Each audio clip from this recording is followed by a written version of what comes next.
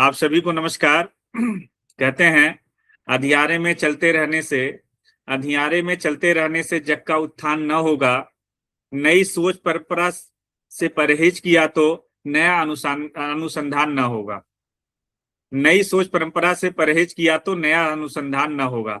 बस इसी नई परंपरा को आम जनमानस के बीच में धरातल पर लाने के लिए एक बहुत ही महत्वपूर्ण संस्थान समावेशी साहित्य संस्थान की स्थापना की गई है, जिसका ध्येय वाक्य है साहित्य के रंग जीवन के संग, और जो आधुनिक हिंदी साहित्य के काल विभाजन, हिंदी भाषा साहित्य की रचना और नवाचार के लिए समर्पित संस्था है। आज इसकी चौथी आभासी बैठक है, जिसका विषय है हिंदी साहित्य में समावेशी काल की प्रवृत्तियां। तो आइए समय अधिक न व्यतीत करते हुए मैं सीधे इस कार्यक्रम की शुरुआत करता हूं, और मैं चाहता हूं कि आज के इस गरिमामयी आभासी कार्यक्रम की शुरुआत माँ देवी सरस्वती का वंदन करते हुए हो। तो हम बहुत ही विनम्रता के साथ अनुरोध करते हैं। पश्चिम बंगाल से जुड़े हुए हैं श्री धर्मदेव गोस्वामी जी, आप शोधार्थी हैं विश्व भारती पश्चिम बंगाल में। आपसे अनुरोध है कि माँ सरस्वती के वंदन से इस पटल को मंत्रमुग्ध करें, इसकी औपचारिक शुरुआत करें। हार्दिक स्वागत है। बहुत बहुत धन्यवाद सर। नमस्कार सभी शिक्षकगण एवं अतिथि को मेरा प्यार भरा नमस्कार। मैं धर्मदेव विश्व भारती शांति निकेतन का शोधार्थी। आज सबसे पहले मैं गुरु वंदना 2 पंक्तियों में करके उसके बाद सरस्वती माता की आराधना या वंदना करूंगा। तो मैं पहले गुरु वंदना करता हूँ। गुरु गोविंद तो खड़े काके लागू पाए, गुरु गोविंद तो खरे काके लागू पाए, बलिहारी गुरु आपनो गोविंद दियो बताए, कबीरा गोविंद दियो बताए, सब धरती कागज करूं लेखन सब बनिराय, सब धरती कागज करूं लेखन सब बनिराय, सात समुद्र की मसी करूं गुरु गुण लिखा न जाए, भैया गुरु गुण लिखा न जाए। तो सबसे पहले सभी गुरुदेव के चरणों में मेरा वंदन प्रणाम। अब मैं माँ सरस्वती की वंदना करने जा रहा हूँ।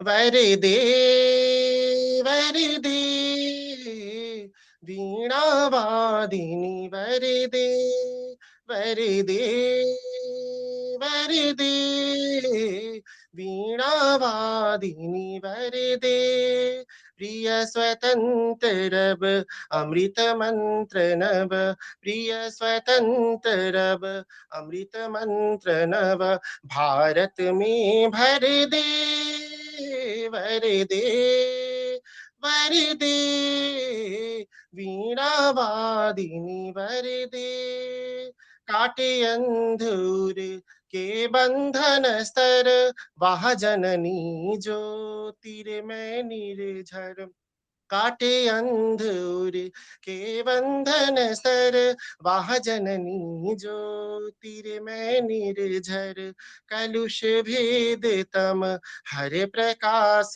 भर, जगमग जग कर दे वर दे वर दे, वीणा वादिनी वर दे, नवगति नवलय ताल छंद नव, नवल कंठ नव जलद मंत्र रव, नवगति नवलय ताल छंद नव, नवल कंठ नव जलद मंत्र रव, नव नव के नव बृहग वृंद को, नव पर नव स्वर दे वर दे वर दे, वीणा वादिनी वर दे वर दे वर दे, वीणा वादिनी वर दे।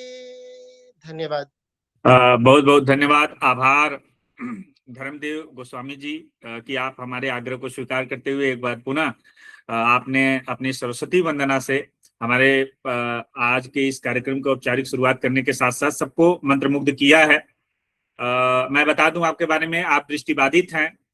अर्थात दिव्यांग हैं, और कहीं न कहीं हमारे जो समावेशी साहित्य संस्थान का जो उद्देश्य है, समाज में हमारे साहित्य में एक समावेशी स्वर का विकास हो, और उसी को देखते हुए हर प्रकार के प्राणियों में एक सद्भावना हो, एक समानता का वो विचार रहे, और इसी को ध्यान में रखते हुए हम लोग लगातार आगे बढ़ रहे हैं।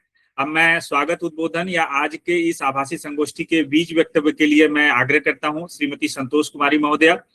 आप मूलतः हिमाचल प्रदेश हमीरपुर से हैं। आप शोधार्थी वर्तमान समय पर हैं Glocal school of art and social science, Glocal विश्वविद्यालय सहारनपुर में। इसके साथ साथ आप साहित्यकार हैं, कवित्री हैं, समीक्षक हैं, और बहुत अच्छा लिखती हैं। साहित्य के क्षेत्र में काफी अच्छे से सक्रियता के साथ आप अपने भूमिकाओं का निर्वहन कर रही हैं। मैं हृदय की अनंत गहराइयों से आपका स्वागत करता हूं कि आज के स्वागत उद्बोधन से इस कार्यक्रम को आगे बढ़ाएं। धन्यवाद सर। सबसे पहले मैं आदरणीय श्री धर्मदेव गोस्वामी जी द्वारा प्रस्तुत मधुर और भावपूर्ण सरस्वती वंदना, जिसने इस आभासी पटल को एक आध्यात्मिक गरिमा और सकारात्मक ऊर्जा से अभिसिंचित कर दिया है, उनका बहुत बहुत तहे दिल से धन्यवाद करती हूँ कि माँ सरस्वती के चरणों में हम सबको उन्होंने इस कदर यहाँ तक पहुँचाया कि हम सबसे पहले उनका वंदन कर सके। उनके मधुर स्वर ने इस पूरे मंच को एक सुरमय मधुरमय लय प्रदान की है। इसके लिए मैं तहे दिल से उनका बहुत बहुत धन्यवाद करती हूँ, हार्दिक आभार करती हूँ। अब मैं साहित्य समाज का एक दर्पण ही नहीं बल्कि उसे जोड़ने वाला एक सेतु भी है। साहित्य की इस पावन धारा में मैं संतोष आप सभी का हार्दिक स्वागत करती हूँ। समावेशी साहित्य संस्थान द्वारा आयोजित इस चतुर्थ आभासी संगोष्ठी में उपस्थित सभी विद्वज्जन, साहित्य प्रेमियों एवं शोधार्थियों का मैं संतोष हिमाचल की हसीन वादियों से तहे दिल से स्वागत अभिनंदन करती हूँ। आज के इस गरिमामय कार्यक्रम की अध्यक्षता कर रहे आदरणीय डॉक्टर अखिलेश निगम अखिल जी का मैं विनम्र स्वागत करती हूँ। आपकी विशिष्ट उपस्थिति इस मंच को गौरव प्रदान कर रही है। हमारे बीच मुख्य वक्ता के रूप में उपस्थित यशस्वी पत्रकार एवं लेखक श्री अमन कुमार त्यागी जी का मैं हार्दिक अभिनंदन करती हूँ। हमें पूर्ण विश्वास है कि आपके विचार समावेशी काल की प्रवृत्तियों पर नई दृष्टि प्रदान करेंगे। हमारी मार्गदर्शक समिति में उपस्थित बहुमुखी प्रतिभा के धनी प्रोफेसर हरिशंकर मिश्र तथा डॉक्टर सी जयशंकर बाबू जी का मैं वंदन करती हूँ, अभिनंदन करती हूँ, जिनकी प्रेरणा से आज हम यहाँ पर इस मंच पर एकत्रित हैं। परामर्श समिति में उपस्थित अनुभवी एवं कर्मठी डॉक्टर दिनेश कुमार अवस्थी, डॉक्टर मोहन तिवारी आनंद, डॉक्टर राजनारायण अवस्थी जी का मैं स्नेहिल सत्कार करती हूँ। संपादक समिति के ओजस्वी सदस्यों श्री कुंवरवीर सिंह मार्तंडेय, डॉक्टर राजीव रंजन प्रसाद, श्री अमन कुमार त्यागी जी का मैं शब्दों की माला से अभिनंदन करती हूँ। इस कार्यक्रम को चार चांद लगाने वाले संयोजक मंडल में उपस्थित doctor Manoj Kumar Singh, doctor Ashok Kumar Manglesh, doctor G S. Saroja, Shri Janmeji Kumar ji का मैं कुसुमित स्वागत करती हूँ। हमारा सौभाग्य है कि हमारे बीच तकनीकी सहयोगी के रूप में उपस्थित श्री उमेश कुमार प्रजापति तथा डॉक्टर संदीप कुमार वर्मा जी का हृदय तह से मैं स्वागत आभार करती हूँ, जिनकी तकनीकी सहयोग से आज हम इस मंच में देश विदेश भारत के कोने कोने से मिल सके हैं। आभार, धन्यवाद सर। हमारे बीच उपस्थित विधिक सलाहकार डॉक्टर सूर्य नारायण सूर्य जी का मैं तहे दिल से अभिनंदन करती हूँ। मैं धन्यवाद ज्ञापन के लिए उपस्थित सुश्री त्रिषा सिन्हा और कुशल संचालन के लिए सुश्री रूपा कुमारी जी का स्वागत करती हूँ तथा यहाँ पर देश विदेश से जुड़े सभी विद्वानों, शोधार्थियों, श्रोताओं एवं साहित्य अनुरागियों का मैं सादर स्वागत करती हूँ। मैं स्वागत करती हूँ मनोज कुमार श्रीवास्तव, जो कि अनाम नाम से भी जाने जाते हैं, हमारे हिंदी साहित्य में हमारे बीच में उपस्थित हैं, अपने बहुमूल्य समय को निकाल कर। साथ में मैं यहाँ पर उपस्थित सभी श्रोतागणों को हार्दिक अभिनंदन, स्वागत करती हूँ। आज की संगोष्ठी का विषय हिंदी साहित्य में समावेशी काल की प्रवृत्तियां अत्यंत ही महत्वपूर्ण और समसामयिक है। साहित्य तभी सार्थक होता है जब वो समाज के प्रत्येक वर्ग को अपने साथ लेकर चलता है, उसकी संवेदना, उसके स्वर को अपने भीतर स्थान देता है। समावेशी साहित्य मानवीय मूल्यों, समानता से अस्तित्व की भावना को सुदृढ़ करता है। मुझे पूर्ण विश्वास है कि आज की हमारी यह संगोष्ठी हम सभी के लिए ज्ञानवर्धक, प्रेरणादायी एवं चिंतन परक होगी। इसी के साथ मैं अपनी लिखी हुई चंद पंक्तियां आपके सामने समावेशी साहित्य पर प्रस्तुत कर रही हूँ। समता सने सुगंध से सजा, साहित्य सदा संसार संवारे, सबके सुख दुख संग सहमाही, संवेदना के स्वर उजियारे, भेदभाव के बंधन तोड़े, भेदभाव के बंधन तोड़े, मानवता का मान बढ़ाए, मधुर मिलन के मंत्र मुख सुनाकर, मधुर मिलन के मंत्र सुनाकर, मन में ममता माधुर्य बनाए, कलम करुणा का काव्य रचे जब, कलम करुणा का काव्य रचे जब, कटुता का कुहासा मिट जाए, समावेशी साहित्य सदैव ही सबको स्नेह सूत्र में बंधाए। इसी के साथ मैं अब मंच के संचालन को आगे बढ़ाने के लिए सुश्री रूपा जी को आमंत्रित करती हूँ कि वो आए और मंच का संचालन करें। धन्यवाद। बहुत बहुत धन्यवाद महोदया। माफी चाहूंगा, रूपा मैम का परिचय आप देना भूल गई। मैं रूपा मैम का संक्षिप्त परिचय आप लोगों के समक्ष रख देता हूं, चूंकि आज की संचालिका है, पूरी जिम्मेदारी उनके ऊपर है। शिक्षा की राजधानी कहे जाने वाले काशी हिंदू विश्वविद्यालय से आपने स्नातक और परास्नातक की शिक्षा प्राप्त करने के उपरांत वर्तमान में सेठ आनंदराम जयपुरिया स्कूल में एक शिक्षिका के रूप में, सक्रिय शिक्षिका के रूप में आप सेवारत हैं। शिक्षा के प्रति आपका जुनून और मंच से गहरा लगाव है, और वही गहरा लगाव आज आपको हम लोगों के बीच में उपस्थित कर रहा है। बहुत बहुत स्वागत है। जी सर, बहुत बहुत धन्यवाद। सर्वप्रथम संतोष जी का मैं बहुत बहुत धन्यवाद करती हूँ आपके इस ऊर्जावान और आत्मीय स्वागत वक्तव्य के लिए। आपके शब्दों ने इस आभासी पटल पर उपस्थित सभी प्रतिभागियों में एक नई ऊर्जा का संचार कर दिया है। नित्य वंदनीय माँ शारदी, आदरणीय मुख्य वक्ता महोदय, अध्यक्ष महोदय एवं इस आभासी मंच पर उपस्थित सभी सम्मानित अतिथियों, प्रबुद्ध वक्ताओं, शोधार्थियों और सुधी श्रोताओं का मैं सादर स्वागत, वंदन और अभिनंदन करती हूँ। आप सभी की गरिमामय उपस्थिति इस पटल की शोभा को बढ़ा रही है।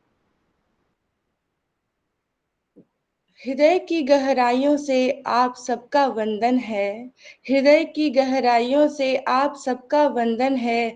इस आभासी पटल पर आप सभी का अभिनंदन है, आप सभी का अभिनंदन है। ज्ञान और स्वागत के इस सिलसिले को आगे बढ़ाते हुए हम आज के कार्यक्रम के सबसे प्रतीक्षित और मुख्य पड़ाव की ओर बढ़ रहे हैं। यह क्षण हम सभी शोधार्थियों और साहित्यकारों के लिए एक अत्यंत गौरव का क्षण है। हम आज शोधादर्श पत्रिका के समावेशी विशेषांक का आभासी विमोचन करने जा रहे हैं। इस गौरवमयी विमोचन प्रक्रिया को संपन्न करने के लिए मैं मंच पर बेहद आदर के साथ आमंत्रित करती हूँ आदरणीय श्री अखिलेश कुमार प्रजापति अखिल जी को। अखिलेश जी, आप सभी हम सभी आपके वक्तव्य और इस विमोचन के साक्षी बनने के लिए उत्सुक हैं। कृपया डिजिटल पटल पर आए, पत्रिका का विमोचन करें और अपने प्रेरक विचारों से हमें अनुग्रहित करें। सर, आपका सादर आमंत्रण। जी बहुत बहुत धन्यवाद। माफी चाहूंगा, आपने नाम गलत बोल दिया। आदरणीय अखिलेश निगम सर अध्यक्ष हैं, और उनकी गरिमा में उपस्थिति, आदरणीय मंच की, आभासी मंच की गरिमा में उपस्थिति में मैं जो शोधादर्श पत्रिका है उसका मैं विमोचन करने जा रहा हूं। मुख्य संपादक महोदय भी आज मुख्य वक्ता के रूप में हैं। जी सर, माफी चाहती हूँ। आप उमेश कुमार प्रजापति हमारे कार्यक्रम के जो कर्ता धर्ता हैं, और इन्होंने ही सारा कार्यभार संभाला है। सर, मैं आपको विमोचन के लिए बहुत बहुत स्वागत करती हूँ। आप आए और पत्रिका का विमोचन करें।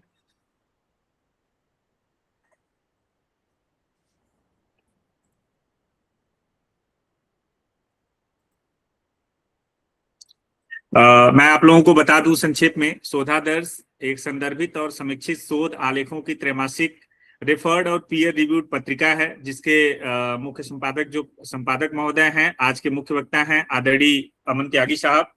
और अमन त्यागी साहब ने अपनी सहृदयता का परिचय देते हुए मार्च मई 2026 अंक जो है वो समावेशी साहित्य का विशेषांक के रूप में इसको प्रकाशित किया है। अभी पत्रिका का विमोचन आप लोगों के समक्ष इस आभासी पटल के माध्यम से हुआ है। अब मैं इसकी जो सॉफ्ट प्रति है आप लोगों के समक्ष एक बार मैं आप लोगों को अवलोकन के लिए मैं प्रस्तुत कर रहा हूं।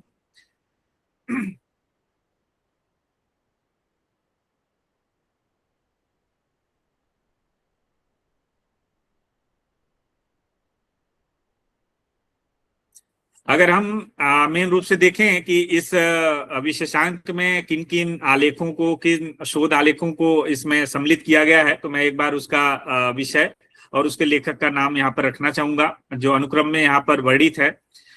हिंदी भाषा और साहित्य का समावेशी काल, डॉक्टर अखिलेश कुमार निगम अखिल का लेख है। उसके बाद दूसरा उन्हीं का लेख है, हिंदी साहित्य के समावेशी काल की प्रासंगिकता। इसके बाद तीसरा जो लेख है, समावेशी साहित्य और हाशिए की आवाजें, एक समाज शास्त्रीय अध्ययन, प्रोफेसर डॉक्टर भंडारे उद्धव तुकाराम जी का है। 21वीं सदी अनुवाद बनाम मौलिक लेखन, उमेश कुमार प्रजापति जी का है। 21वीं सदी में वैश्विक मंच पर हिंदी का स्वरूप, श्री प्रिंस कुमार जी का है। समावेशी काल की कहानियों में स्त्री की छवि, सुमन बालाजी का है। समावेशी काल बनाम आधुनिक काल, संतोष कुमारी जी का है। समावेशी काल में बाल साहित्य का स्वरूप, प्रियंका महावर जी का है। समावेशी काल में लघु कथाओं का बढ़ता महत्व, संतोष कुमारी जी का है। समावेशी काल के साहित्य में नशा मुक्ति के स्वर, एक सैद्धांतिक एवं आलोचनात्मक अध्ययन, दिलशाद बेगम जी का है। हिंदी कविता और समावेशी दृष्टि, एक विचार परक विमर्श, डॉक्टर विजेंद्र प्रताप सिंह जी का है। 21वीं सदी में वैश्विक मंच पर हिंदी, डॉक्टर दीपक कुमार जी का है। पायकू समावेशी साहित्य की महत्वपूर्ण विधा, डॉक्टर अनिल शर्मा अनिल साहब का है। समावेशी धारा का प्रतिनिधित्व करता पायकू, रश्मि अग्रवाल जी का है। हिंदी लेखन लोक ज्ञान से समावेशी युग तक की यात्रा, डॉक्टर राजीव रंजन प्रसाद सर का है। समावेशी काल की गजलों का स्वरूप एवं प्रवृत्तियां, प्रोफेसर डॉक्टर राजेश कुमार तिवारी अभिषेक गुप्ता जी का यह सम्मिलित लेख है। समावेशी काल में यात्रा संस्मरण की लोकप्रियता, प्रेमपाल शर्मा जी का है। कहानी बनाम लोक लघु कथा, एक विमर्श, डॉक्टर कुंवर वीर मार्तंड साहब का है। उसके बाद 3-4 और लेख हैं, लेकिन ये जो हमारे लेख थे मुख्य रूप से हमारे जो 19 लेख हैं वो समावेशी साहित्य से संबंधित अच्छे विचार को प्रस्तुत करते हैं। जो भी सुधीजन श्रोता जो हमारे शोधार्थी अध्येता जुड़े हैं, मैं आप लोगों से आग्रह करूंगा कि संभव हो तो इसको जरूर पढ़िएगा, एक नई दृष्टि आप लोगों को मिलेगा। बहुत बहुत धन्यवाद। अब मैं आगे के कार्यक्रम के संचालन के लिए मैं रूपा महोदया से आग्रह करूंगा कि आप सुचारू रूप से संचालन को आगे बढ़ाएं।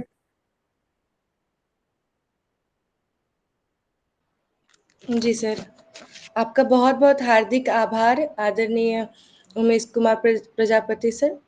शोधादर्श पत्रिका के समावेशी विशेषांक के इस शानदार आभासी विमोचन के लिए और आपके इस अत्यंत प्रेरणादायी वक्तव्य के लिए हम आपके अत्यंत आभारी हैं। आपके विचारों ने निश्चित रूप से इस विशेषांक के महत्व को और अधिक बढ़ा दिया है। समावेशी शिक्षा और शोध के क्षेत्र में यह पत्रिका एक मील का पत्थर साबित होगी। एक बार फिर से आपका बहुत बहुत धन्यवाद सर। अतिथियों के आगमन से महक उठता है चमन, अतिथियों के आगमन से महक उठता है चमन, श्रद्धा भाव से हम करते हैं आप सबका वंदन। ज्ञान के इस मंच पर जो आज आप पधारे हैं, दिल की गहराइयों से करते हैं आपका अभिनंदन। कार्यक्रम को आगे बढ़ाते हुए हम साहित्य के रंग जीवन के संग के ध्येय वाक्य को चरितार्थ करते हुए समावेशी साहित्य संस्थान का मैं थोड़ा परिचय देती हूँ। आज की इस आभासी संगोष्ठी का जो विषय है वह है हिंदी साहित्य में समावेशी काल की प्रवृत्तियां। साहित्य समाज का दर्पण होता है और समावेशी काल उसी दर्पण का वह विस्तार है जहां समाज के हर वर्ग, हर पीड़ा और हर स्वर को समान स्थान मिलता है। समावेशी साहित्य केवल शब्दों का संचयन नहीं, बल्कि हाशिए के समाज की मुख्य धारा में वापसी का दस्तावेज है। आज हम इसी वैचारिक यात्रा पर चर्चा करेंगे। हमारे बीच वक्ता के रूप में पत्रकारिता और साहित्य के स्तंभ श्री अमन कुमार त्यागी जी और अध्यक्षता हेतु अधिकारी डॉक्टर अखिलेश निगम अखिल जी उपस्थित हैं। सर्वप्रथम मैं आज के मुख्य वक्ता महोदय का संक्षिप्त परिचय देती हूँ। उसके पहले मैं आपको कुछ पंक्तियां समर्पित करती हूँ। सर, कलम की नोक पर जो सत्य का पैगाम लिखते हैं, कलम की नोक पर जो सत्य का पैगाम लिखते हैं, साहित्य की बगिया में जो नया आयाम लिखते हैं, संपादक, पत्रकार और कवि की त्रिवेणी है जो, हम आज बड़े गर्व से उनका नाम लिखते हैं। मंच पर उपस्थित सभी प्रबुद्धजनों और आभासी पटल से जुड़े शुद्धि श्रोताओं, अब समय है आज के मुख्य वक्ता महोदय से रूबरू होने का। हमारे बीच एक ऐसी शख्सियत मौजूद है जिनके रंगों में साहित्य विरासत के रूप में बहता है। मैं बात कर रही हूँ श्री अमन कुमार त्यागी जी का।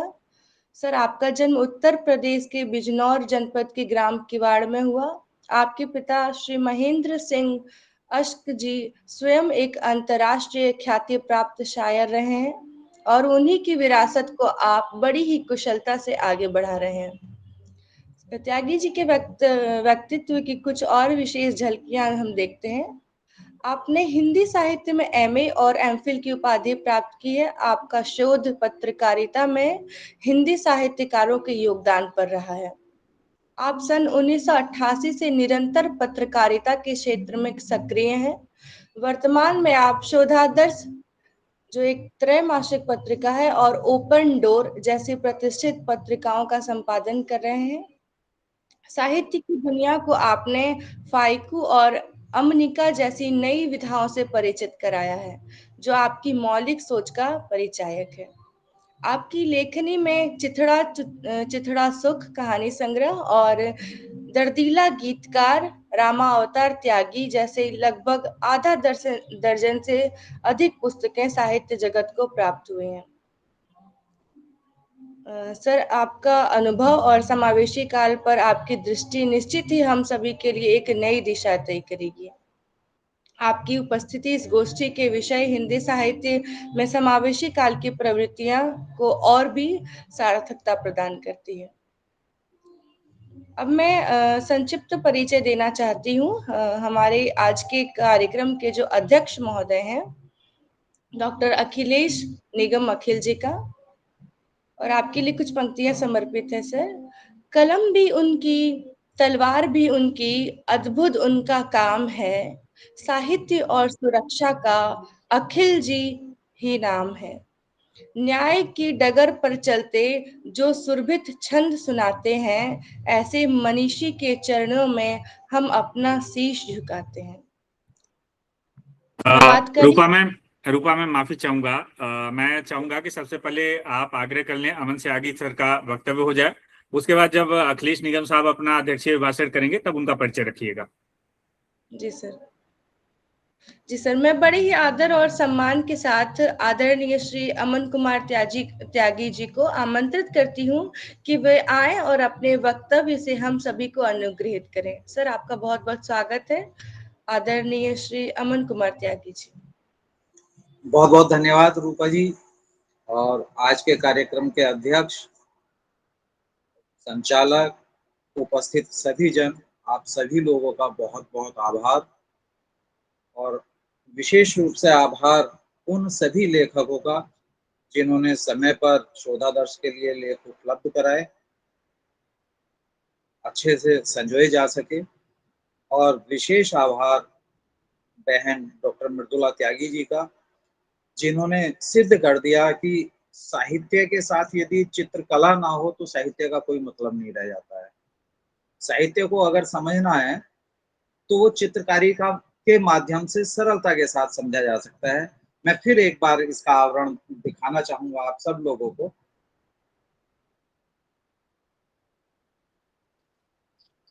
ये बहुत बहुत बधाई और धन्यवाद सर, ये बहुत बहुत बधाई।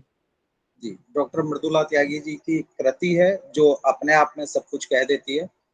बहरहाल बात आई है समावेशी साहित्य के शोधादर्श के अंक कैसे प्रकाशित हुआ उसको लेकर के जिक्र करेंगे और फिर प्रवृत्तियों पर जिक्र करेंगे। जैसे कि उमेश जी ने बता ही दिया है कि अनायास एकदम घोषणा हो गई, मार्च से मई अंक की लेख आए, बहुत सारे लेख आए। कुछ लेख ऐसे थे जिनको प्रकाशन योग्य नहीं समझा गया, कुछ लेख ऐसे थे कि अच्छे तो थे लेकिन उनसे संपर्क नहीं हो पाया, लेख भेज दिए और उन्होंने कोई जिक्र भी नहीं किया, तो वो छूट गए हैं इस अंक के लिए। तो उन लोगों से भी माफी चाहेंगे कि भविष्य में कभी समावेशी पे फिर अंक निकालेंगे तो उसमें प्रकाशित किया जाएगा। इसके अतिरिक्त बहुत सारी संपादन में दिक्कतें आती हैं, तो संभव है अभी सब लोगों को अंक प्राप्त नहीं हुआ होगा, फिर भी अधिकांश लोगों को अंक प्राप्त हो चुके हैं। अभी बहुत सारी प्रतियां पोस्ट ऑफिस में हैं, तो उसके लिए क्षमा के साथ मैं आता हूं। जैसे कि स्पष्ट कर दिया था अखिलेश निगम जी ने कि समावेशी साहित्य के अंतर्गत हमें क्या क्या रखना है। बहुत सारे विचार विमर्श हुए, कई संगोष्ठियां हुई जिन पर विषय स्पष्ट हो गए थे कि किन विषयों पर हमें काम करना है, किस तरह से काम करना है। तो साहित्य में समावेशी काल का आना इसलिए भी आवश्यक हो गया है कि साहित्य को हमने बहुत सारे हिस्सों में बांट दिया है, जबकि साहित्य अपने आप में पूर्ण होता है, साहित्य को बांटा नहीं जा सकता है। लेकिन हमारी दुर्भावनाएं रही होंगी, हमसे पूर्व लोगों की भी रही होंगी, या हम लोगों ने भी जाने अनजाने कुछ ऐसा काम किया होगा जिससे साहित्य बटा है। कैसे बटा है? जैसे साहित्य में हम दलित हो गए हैं, साहित्य में हम स्त्री हो गए हैं, साहित्य नगर का हो गया है, साहित्य गांव का हो गया है, साहित्य जंगल का हो गया है, साहित्य आबादी का हो गया है। मतलब साहित्य को लेकर के आप जो भी भ्रष्ट मानसिकता हमारे मस्तिष्क में है, हम यदि उसको साहित्य से जोड़ दें तो वही साहित्य हो जाता है। उदाहरण दूंगा कि एक समय में ऐसा होता था कि बहुत सारा साहित्य रचा जा रहा था, बहुत अच्छा साहित्य रचा जा रहा था, और उसी समय पे बहुत अच्छी फिल्में भी बन रही थी। लेकिन एक बहुत अच्छा साहित्यकार जो अपने आप को समझता था, कहता था, वो फिल्मों से दूरी बना करके रखता था। और बहुत अच्छे लेखक ऐसे होते थे कि जो सिर्फ फिल्मों के लिए लिखते थे।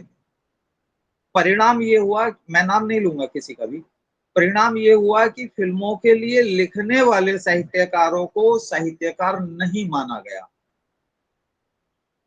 बहुत सारे उपन्यासकार ऐसे हैं जो आज अच्छे साहित्यकारों से ज्यादा बिके हैं और बिक रहे हैं आज भी। नाम लेना इसलिए उचित नहीं है क्योंकि वो समावेशी धारा के विपरीत हो जाएगा। हम लोग जब समावेशी की बात करते हैं तो हम किसी को नाम लेकर के आक्षेप तो कतई नहीं करेंगे। तो ये हुआ, साहित्य की दो धाराएं एकदम बटी। साहित्य जो परंपरागत तरीके से चल रहा था वो रहा, और फिल्मी स्थान में जाते जाते साहित्य एक दूसरी दिशा की ओर चला गया। जब फिल्मों में चरमोत्कर्ष हो गया, उसके बाद कुछ हो नहीं सकता था, तो फिर साहित्यवाद की ओर दौड़ पड़ा। कम्युनिस्टों का साहित्य अलग हो गया, वामपंथियों का, मतलब दक्षिणपंथियों का साहित्य अलग और वामपंथियों का साहित्य अलग। इसमें भी धाराएं बटी, दलितों का साहित्य अलग, स्त्रीवाद का साहित्य अलग। मतलब ये जो बंटना हुआ, ये साहित्य का नुकसान करके गया है।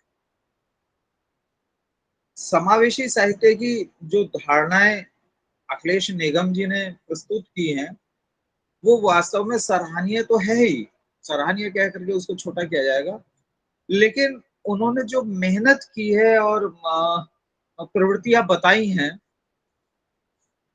तो जाहिर सी बात है एक बड़ा काम ये किया है कि पुनः हम साहित्य की ओर लौटते हुए नजर आ रहे हैं। समावेशी साहित्य की यदि परिभाषित किया जाए तो मैं संक्षिप्त में यही कहूंगा कि जो साहित्य की परिभाषा है वही समावेशी की परिभाषा है।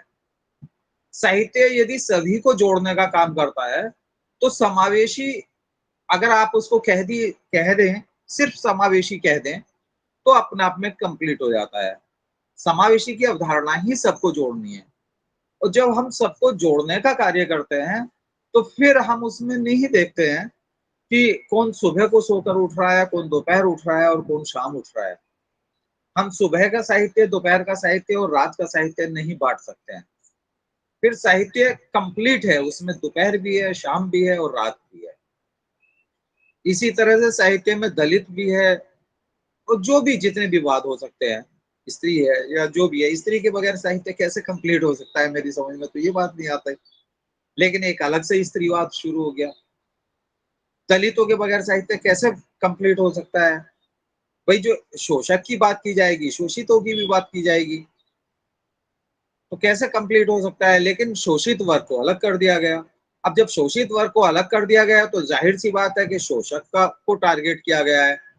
अब शोषक को इसलिए टारगेट किया गया नहीं किया गया कि उसने शोषण किया है, अब इसलिए टारगेट किया गया क्योंकि एक फैशन तैयार करना है हमें।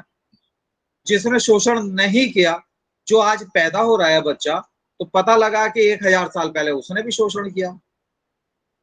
जो आज पैदा हो रहा है और वो 1000 साल पुराना बदला या 5000 साल पुराना बदला उससे आप ले रहे हैं लिख करके, तो ये समावेशी भावना तो नहीं है। समावेशी भावना तो ये है कि यदि 5000 साल पहले किसी ने शोषण किया और जिसके साथ शोषण हुआ, तो आज उस शोषित का परिवार या उसके बच्चे क्या कर रहे हैं, और जिसने शोषण किया उसके बच्चे क्या कर रहे हैं।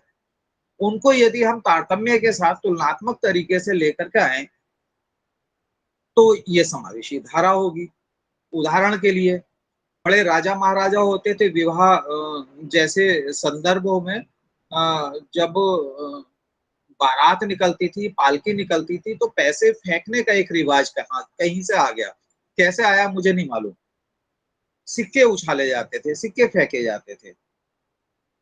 उसका परिणाम ये हुआ, और एक विशेष वर्ग था सिक्के उठाने वाला, उसका परिणाम ये हुआ कि आज जो सिक्के फेंकने वाला था वो सिक्के उठाने की स्थिति में आ गया है, और जो सिक्के उठाने वाला था आज उसके सिक्के दारू की दुकानों पे जा रहे हैं, उस सिक्के वहां भी उछाले जा रहे हैं। जिस तरह से प्रकृति अपने आप को बदलती है तो साहित्य उसी के साथ चलता है, समय के साथ चलता है, समय की गवाही देता है साहित्य। जब इतिहास नहीं मिलता है हमें अपना, तो हम अपने काल के साहित्य को अगर देख ले तो हमें इतिहास ज्ञात हो जाएगा। जैसे महाभारत और रामायण एक साहित्यिक रचनाएं हैं, वो इतिहास नहीं है, उसको इतिहास स्वीकार किया ही नहीं गया है कभी। लेकिन रामायण और महाभारत जो साहित्यिक ग्रंथ हैं, वो अपने काल के इतिहास को हमारे सामने रख देते हैं। तो आज यदि हम वादों का साहित्य प्रस्तुत करेंगे तो आने वाले समय में 100, 200, 400 साल बाद तो ये विवाद लेकर के जाएंगे, और विवादों को लेकर के जाना साहित्य का काम नहीं। तो साहित्य की प्रवृत्तियां में यदि बात करें तो सबका साथ लेकर के, सबको अपने साहित्य में रच करके साहित्य की प्रवृत्ति होनी चाहिए सर्वांगीण लेखन, चाहे वो दोहे के रूप में हो, चौपाई के रूप में हो, कहानी के रूप में हो, उपन्यास के रूप में हो, जो भी हो, ये एक विधा हो सकती है। लेकिन प्रवृत्ति जो होनी चाहिए वो, यदि हम शोषक की बात कर रहे हैं तो शोषित की भी बात करें, उनकी परिस्थितियों की बात करें, उनके आसपास के जो वातावरण है उसकी भी बात करें, चर्चा करें। अब इस प्रवृत्ति को दूसरे लोग अपने तरीके से जो समझना चाहे उसको समझ लें, वो चाहे दलितवाद में समझ लें, चाहे स्त्रीवाद में समझ लें, या किसी भी वाद में। लेकिन जब हम नगर की कहानी लिख रहे हैं तो कोई भी नगर गांव के बिना पूर्ण नहीं होता है। यदि गांव के लोग नगर में आना छोड़ दें तो पता ये लगेगा कि नगर का व्यापार चौपट हो जाएगा। और यदि गांव की बात कर रहे हैं तो गांव का काम नगर के बिना नहीं चलता है, बहुत सारी आपूर्ति उनको नगर से होती है। तो हम एक दूसरे को पृथक करके तो देख ही नहीं सकते हैं, तो दोनों को सामंजस्य हमें लेना होगा। हम यातायात की बात करें तो हम सिर्फ साइकिल, घोड़े तांगे, बस या स्कूटर और कारों की बात अगर करेंगे तो हमें साथ के साथ ट्रेन की भी बात करनी पड़ेगी, जो बहुत सारे लोगों को एक साथ लेके जाती है। अब ट्रेन में भी वंदे भारत अलग है, वहाँ एक एलिट वर्ग चलता है, बहुत सारी जनशताब्दी एक्सप्रेस है। लेकिन जब हम पैसेंजर की बात करेंगे तो पता लगेगा कि वो समावेशी साहित्य को ढो रही है। वहां आपको बहुत अच्छे लोग, बहुत सारी विचारधाराएं मिल जाएंगी। और साहित्य की ये एक अवधारणा ये भी है, जैसे राहुल सांकृत्यायन जी को यदि ले, उन्होंने यात्राएं इसलिए नहीं की कि उनको यात्राओं का शौक था। उनको घुमक्कड़ इसलिए नहीं कहा जा सकता कि वो घूमने के लिए निकल गए थे। वो इसलिए घुमक्कड़ थे कि पैदल घूमकर और छोटे छोटे वाहनों से घूमकर जो विभिन्न संस्कृतियों को उन्होंने समझा, वो हवाई जहाज से यात्रा करके नहीं समझ सकते थे। ट्रेनों के साथ रिजर्वेशन लेकर के और एक्सप्रेस ट्रेन में चल करके नहीं वो ये एक्सपीरियंस ले सकते थे। तो साहित्य के लिए हमें धरातल पर उतरना होगा। तो समावेशी की साहित्य की प्रवृत्ति होनी चाहिए धरातल। जब हम धरातल पर होंगे तो हम आसमान की ओर देख सकते हैं, लेकिन जब हम आसमान पर होंगे तो हमें धरातल पर गिरने का भय होगा, और भय से रचित साहित्य साहित्य नहीं होता है। एक साहब थे, उनका नाम नहीं लूंगा, बहुत सारे लोग समझ जाएंगे। एक संपादक थे जो नवभारत टाइम्स में भी रहे, सारिका में रहे, फिर संडे मेल में चले गए, नाम उनका नहीं लूंगा। उन्होंने अपना लगभग 80% साहित्य हवाई जहाज की यात्राओं पर लिखा। और खास बात यह कि उनके जीवित रहते रहते उनका साहित्य खत्म हो गया। अपने संबंधों के आधार पर कहीं किसी सब्जेक्ट में एक चैप्टर उन्होंने तैयार अगर करा भी दिया तो वो बाद में खत्म हो गया। लेकिन प्रेमचंद को तो हम आज भी पढ़ रहे हैं, कबीर को तो हम आज भी पढ़ रहे हैं, सूरदास तुलसी को तो हम आज भी पढ़ रहे हैं, क्योंकि वहां समावेशी धारणा थी। वो आम आदमी का साहित्य था। और आज आम आदमी की इतनी बड़ी मात्रा है कि साहित्य का सही आनंद वही उठा सकता है आम आदमी, और साहित्य वहीं से निकल करके आ सकता है। आप अगर उद्योगपति है तो आपको साहित्य से क्या लेना देना, आप क्यों पढ़ेंगे, आपके पास समय ही नहीं है। आप उच्च नौकरियों में हैं, अगर थोड़े से अपवादों को छोड़ दिया जाए, यदि अखिलेश निगम जी साहित्य की रचना करते हैं तो अखिलेश निगम जी के साथ ही और उनके आसपास ही बहुत सारे लोग ऐसे हैं जो उन्हीं की किताबों को पढ़ना नहीं चाहते, पन्ने पलटेंगे 1 मिनट में रख देंगे। उस पुस्तक को रचने का इतिहास क्या है, उसका संघर्ष क्या है, इस पर वो चर्चा ही नहीं कर पाएंगे, क्योंकि उन्हें पन्ने पलटने तो इसलिए हैं चूंकि निगम जी ने दी है, और रख इसलिए देंगे क्योंकि उनका इंटरेस्ट नहीं है। तो आप साहित्य को यदि धरातल से उठ करके देखेंगे, ऊपर जाकर के देखेंगे, तो साहित्य मरता चला जाएगा। साहित्य की जड़ें जितनी जमीन में जाएंगी उतना समावेशी होगा। कोई भी पौधा हो, आपने उल्टी जड़ किसी की नहीं देखी होगी जो ऊपर से नीचे आ रहा हो। सबकी जड़ें धरातल पर होती है। अलग बात है कि दीवारों पर पिलखन और पीपल उगाते हैं, लेकिन फिर भी दीवार का धरातल भी तो जमीन ही है ना।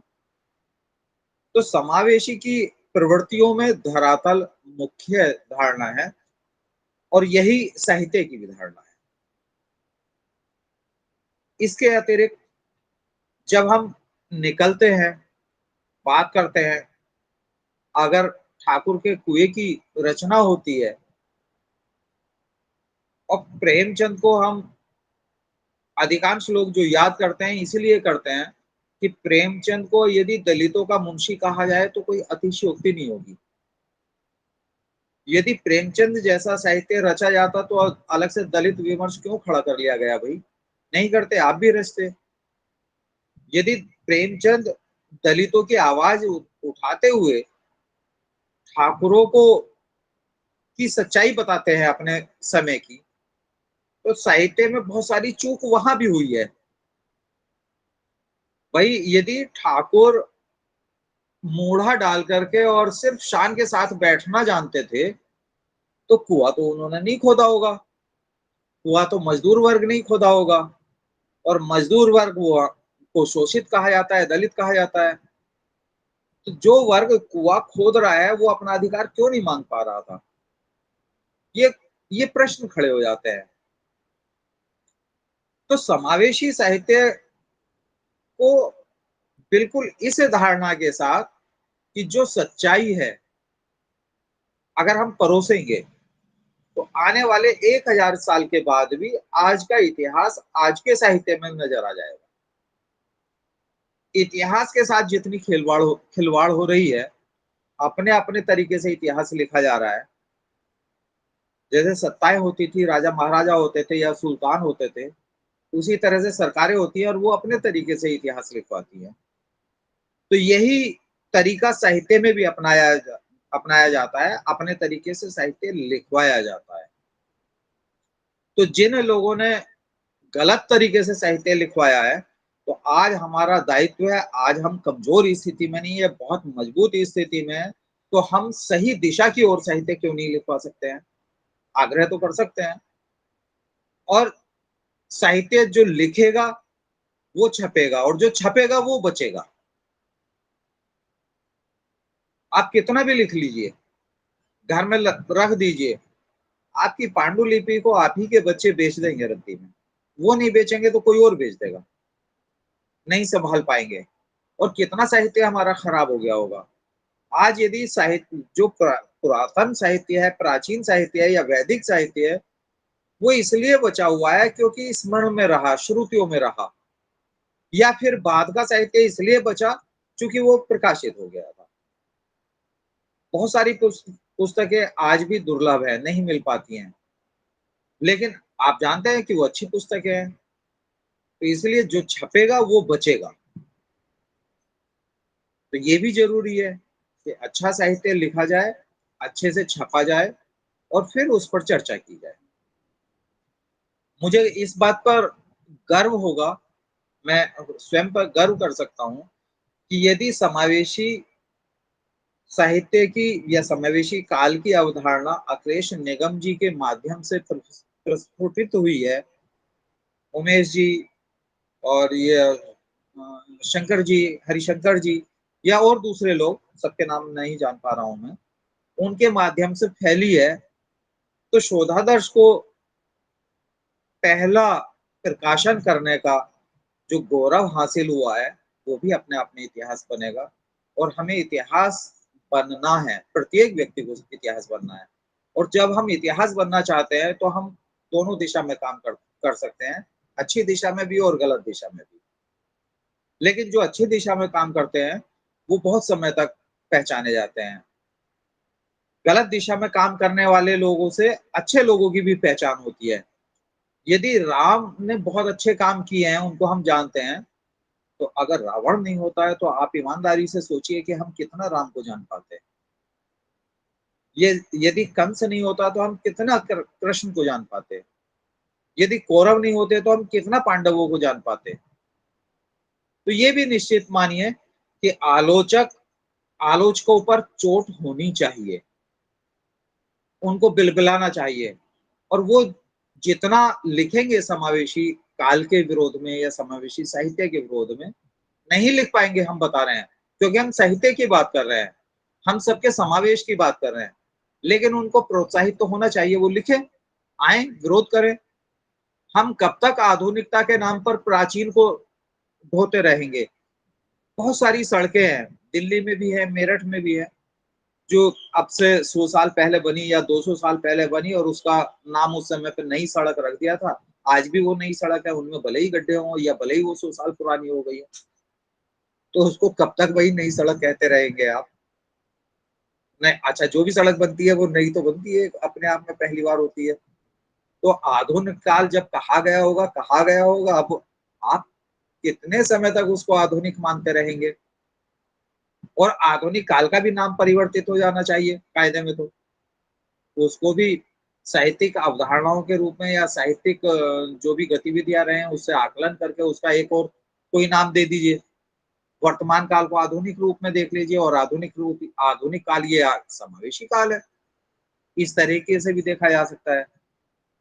तो मुझे लगता है कि समय की कमी के कारण और मेरा भी समय लगभग हो लिया है, तो यदि आप लोगों की इजाजत हो तो मैं यही अपने शब्दों को विराम देता हूँ। इसी के साथ एक घोषणा मैं कर देता हूँ कि जैसे अनायास हमने शोधादर्श की घोषणा की थी, हाँ बनारस में भी है।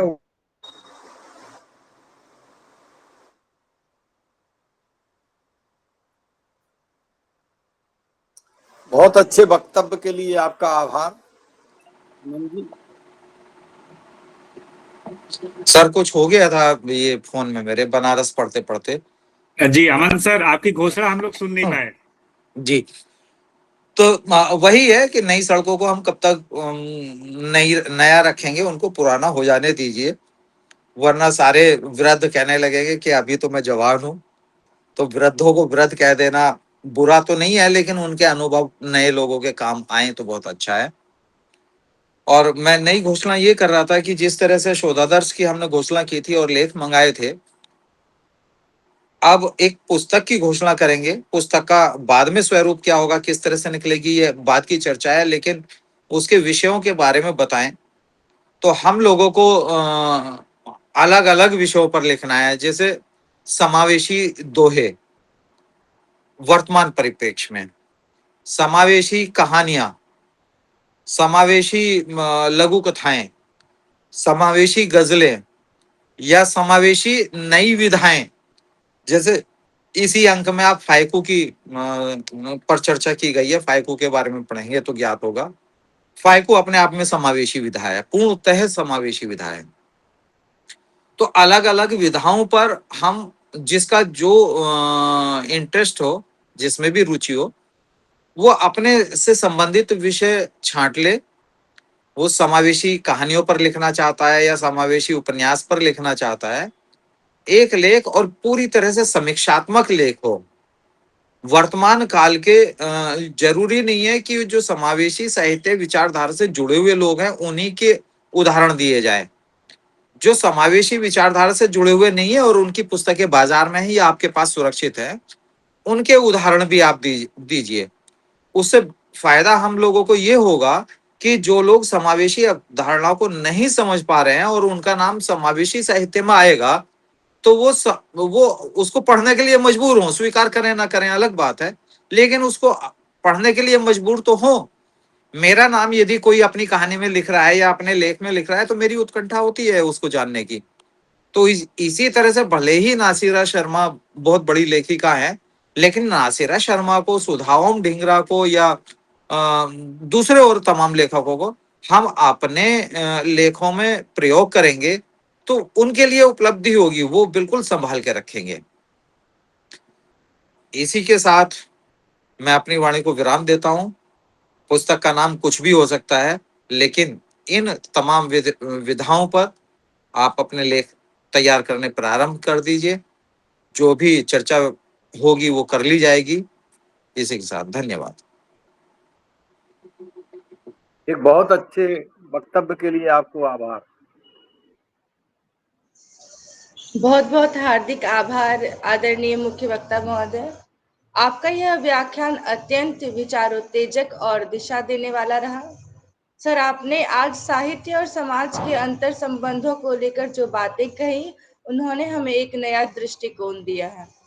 विशेष रूप से आपका यह कहना कि साहित्य के लिए हमें धरातल पर उतरना होगा, हम सभी शोधार्थियों के लिए एक मार्गदर्शक मंत्र की तरह है। आपने बहुत ही खूबसूरती से रेखांकित किया कि साहित्य की जड़ें जितनी जमीन में जाएंगी वह उतना ही समावेशी होगा। वास्तव में धरातल से जुड़ा साहित्य ही समाज के हर वर्ग को खुद में समेट सकता है। इसके साथ ही आज आपका यह व्यवहारिक सुझाव कि अच्छा साहित्य लिखा जाए, अच्छे से छापा जाए और फिर उस पर चर्चा की जाए, किसी भी जीवंत साहित्यिक समाज की बुनियाद है। सर, आपने मन से जो एक बहुत ही महत्वपूर्ण आह्वान किया, उसने हम सभी लेखकों और शोधार्थियों को झकझोर दिया है। आपका यह आग्रह कि हमें समावेशी धरातल पर आधारित कहानियां, लघु कथाएं, कविताएं, उपन्यास और साहित्य की अन्य विधाओं में निरंतर लिखना चाहिए, आज के समय की सबसे बड़ी जरूरत है। समावेशी विधाओं में लिखा गया यही साहित्य समाज के हाशिए पर खड़े व्यक्ति को मुख्य धारा से जोड़ेगा। आपके इन अनमोल सूत्रों और इस अनूठे मार्गदर्शन के लिए हम संपूर्ण शोध परिवार और संगोष्ठी से जुड़े सभी अतिथियों और सभी श्रोतागणों की ओर से आपके प्रति अपनी गहरी कृतज्ञता व्यक्त करते हैं। सर, आपका बहुत बहुत धन्यवाद। कविता, कहानी और उपन्यासों में जब समाज का सच ढलता है, तभी सही मायनों में बदलाव का एक नया दौर चलता है। इसके साथ ही मैं अब जो प्रश्न उत्तर सत्र है उसकी शुरुआत करती हूँ, और क्योंकि मुख्य वक्ता महोदय ने के सारगर्भित व्याख्यान से निश्चित रूप से हमारे भीतर कई नए विचारों और जिज्ञासाओं का जन्म हुआ होगा, तो शोध और सार्थकता भी इसी में है कि हम प्रश्न करें और नए उत्तर खोजें। तो मैं आप सभी श्रोतागणों से आग्रह करती हूँ कि अगर आपके मन में कोई प्रश्न हो, कोई जिज्ञासा हो, तो आप सभी सामने रख सकते हैं।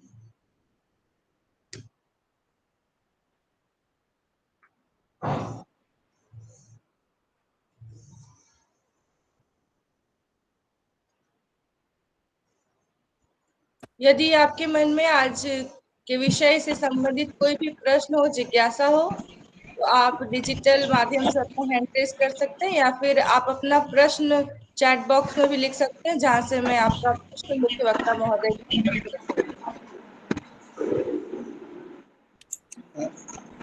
अनिल कुमार बेहरा साहब, आप अपने प्रश्न को अनम्यूट करके रखें।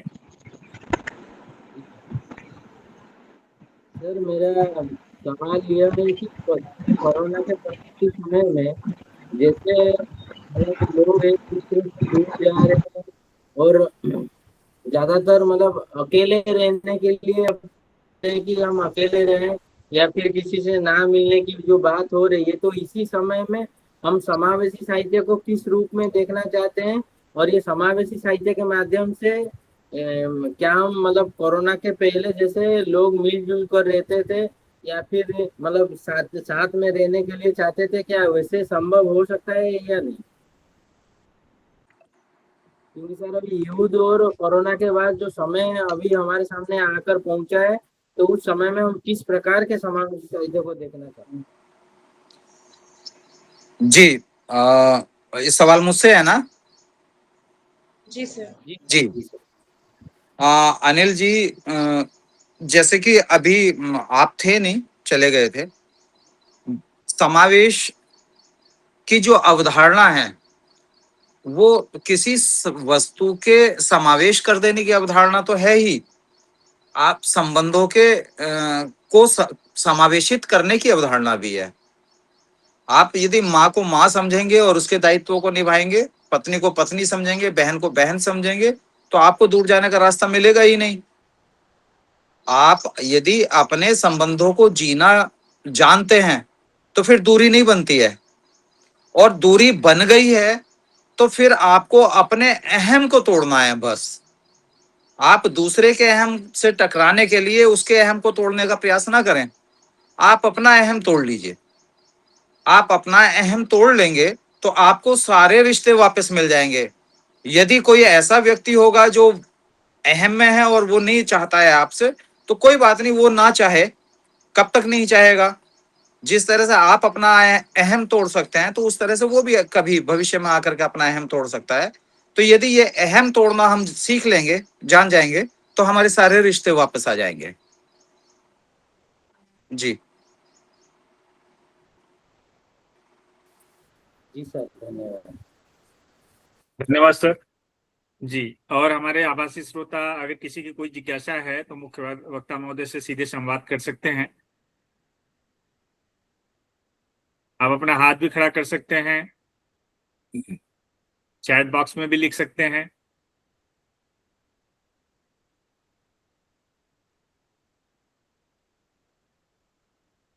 अगर किसी के मन में कोई विचार आ रहा है तो स्वागत है, अन्यथा मैं आग्रह करूंगा मनोज श्रीवास्तव सर से।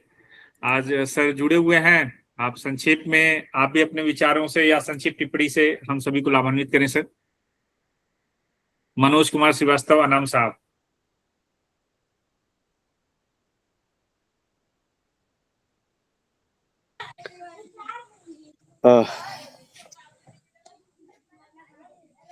जी सर, नमस्कार। पुनः एक बार सभी को नमस्कार।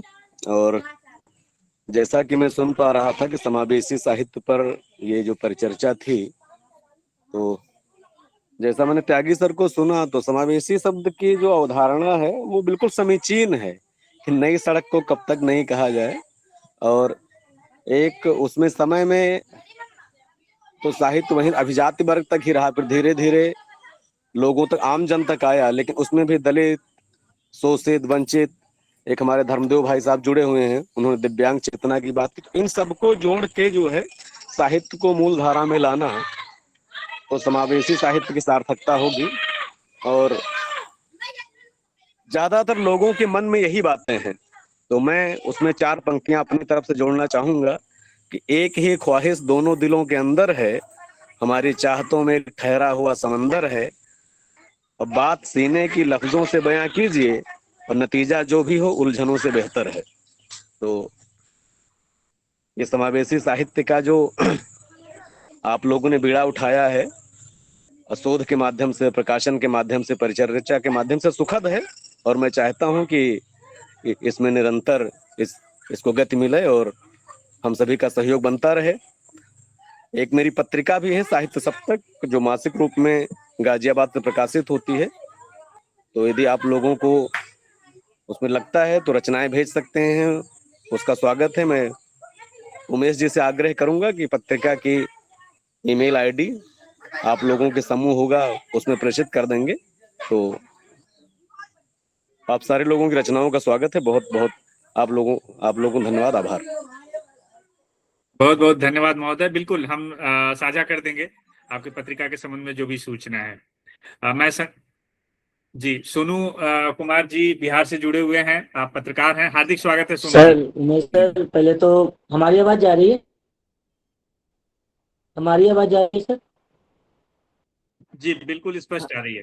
पहले आ रही है। उमेश सर, पहले तो आपको बहुत बहुत धन्यवाद कि मैं जब से आपसे जुड़ा हूँ हमेशा कुछ न कुछ ज्ञान के यज्ञ में जुड़ने का मुझे सौभाग्य मिलता है। और अमन सर, मैं आपको दूर से ही चरण स्पर्श करता हूँ। ये कार्यक्रम भले ही आभासी है, आप वरिष्ठ हैं और आपने जो भी बातें रखी, मैं एक ही बात समझ गया हूँ। अखिलेश निगम सर से भी आपने ही पिछले बार के भी कार्यक्रम में सर को जोड़ा था, तो सर से सुनने का भी अवसर मिला था मुझे और मार्गदर्शन मिला था, जो कि हमारे डायरी में आज भी सर का नोट है। और मैं क्या कहूँ, मुझे बहुत अच्छा लगा कि मैं भी अपने आप को रोक नहीं पाया। मुझे भी लगा 2 शब्द मैं जरूर रखूं, क्योंकि मुझे लगता है कि अगर मैं पत्रकारिता से जुड़ा हुआ हूँ तो मुझे ये तो समझ आ गया उमेश सर कि अगर साहित्य से अगर मेरा जुड़ाव नहीं है तो हम अच्छी पत्रकारिता भी नहीं कर सकते हैं। तो अच्छी पत्रकारिता करने के लिए आज के समय में साहित्य को समझना बहुत ज्यादा जरूरी है। जब हमारा देश का जो आकलन है, जो मीडिया की जो स्थिति है वर्तमान में, 2025 में 151 पर थी, इस बार 157 पर चली गई है। तो इस तरह से हम लोगों को लगता है कहीं ना कहीं हमारी पत्रकारिता किस तरह से हाशिए पर जा रही है कि विश्व पटल पर किस तरीके से वो अपना छाप छोड़ रही है। तो कहीं ना कहीं सवाल भी उठते रहते हैं मीडिया पर, ताकि और गोदी मीडिया, बहुत सारे ऐसे शब्द सुनने को लिए भी मिलते हैं। और जो पत्रकारिता के जो छात्र हैं उनके साथ काफी चुनौती है सर। तो मुझे लगता है कि ऐसे अमन सर जैसे वरिष्ठ का हमेशा अगर इसी आभासी पटल के माध्यम से कभी ना कभी इसी कोई ना कोई बहाने अगर इसी तरह का कार्यक्रम होता रहे, मार्गदर्शन मिलता रहे, तो हम जैसे युवाओं में एक लिखने की जागृति तो आएगी और साथ साथ में पढ़ने की जागृति आएगी। कारण क्या है कि हम युवाओं ने पढ़ना छोड़ दिया है, क्योंकि हम अध्ययन से बहुत कोसों दूर हो गए। जो सोशल मीडिया पर देखते हैं वही भ्रामक चीजों को फैलाने का प्रयास करते हैं। तो मुझे लगता है उमेश सर, कि आपका जो ये आभासी कार्यक्रम है ये निरंतर चलता रहे। मैं हमेशा जुड़ने का प्रयास करूंगा और हमेशा मैं चाहता तो आसान रास्ता बना करके मैं भी एक यूट्यूब चैनल तैयार करके आगे बढ़ गया होता, मैं उठा करके दौड़ दौड़ लगा रहा होता। मगर मेरा उद्देश्य ये नहीं है, मेरा उद्देश्य है कि थोड़ा देर ही सही मगर दुरुस्त होकर के निकलना है, एक सकारात्मक पत्रकारिता के क्षेत्र में काम करना है और जनहित में काम करना है। बात संवाद जब होती है तो बहुत सारी बातें निकल करके सामने आती है। मुझे लगा कि मैं अपने आप को रोक नहीं पाया, मैं इसलिए अपना हैंड रेज किया क्योंकि नेटवर्क इश्यूज हो रहे थे बार बार। तो मैंने इसलिए सोचा उमेश सर बात को रखूं क्योंकि समय का पाबंदी होता है आवासीय कार्यक्रम में। विशेष कुछ नहीं बोलूंगा, सभी मेरे लिए वरिष्ठ हैं, मैं दूर से ही बिहार से मैं बैठा हूँ, सभी लोगों को मैं चरण स्पर्श करना चाहूंगा। धन्यवाद। बहुत सुंदर, साधुवाद आपको। बहुत अच्छे विचार। कहा जाता है साहित्य संगीत कला विहीन साक्षात पशु पुच्छ विषाणहीन।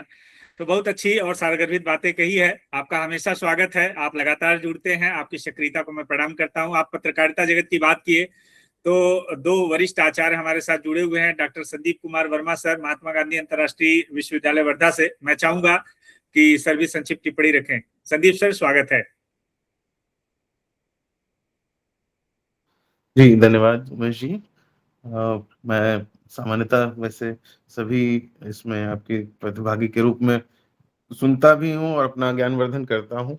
हिंदी का क्षेत्र चूंकि इतना सीमित नहीं है जितना सीमित समझा जाता है। मैं इस बात को आभास भी करता हूँ कि हाँ, जिस उद्देश्य से लेकर खासकर काल विभाजन से लेकर और वर्तमान तक जो कुछ ऐसी रचनात्मक चीजें हैं जिनका संदर्भ अभी हम लोगों को इसमें रहते हुए करना है, समझना है।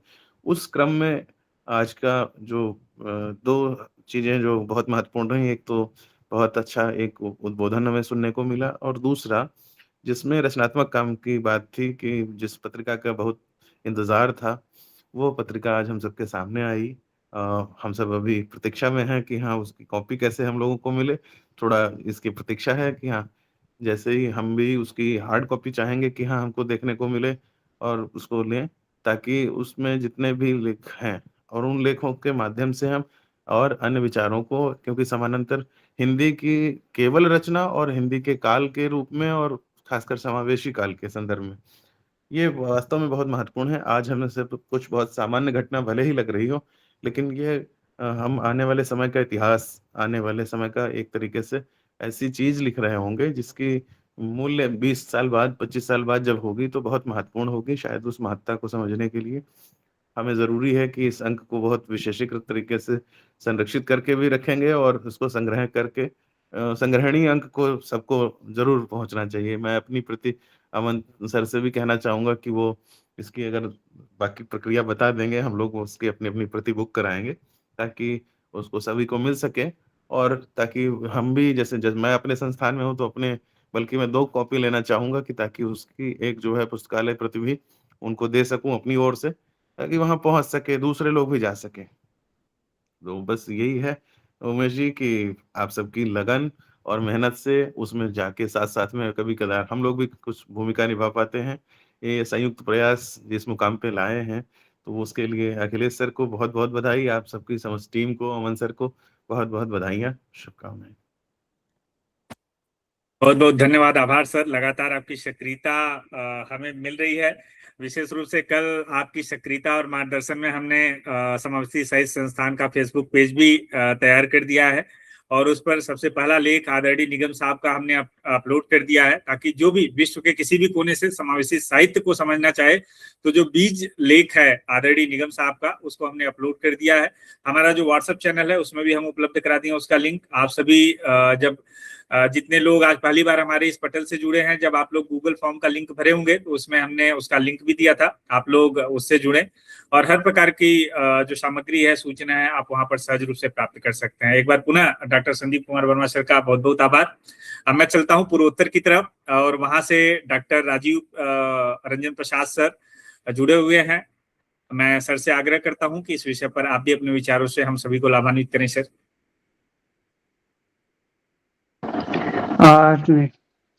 उमेश सर, सबसे पहले तो इस आभासी पटल पर उपस्थित सभी लोगों को सादर नमस्कार, अभिवादन। एक बात कहते हैं ना कि बात निकलेगी तो दूर तलक जाएगी।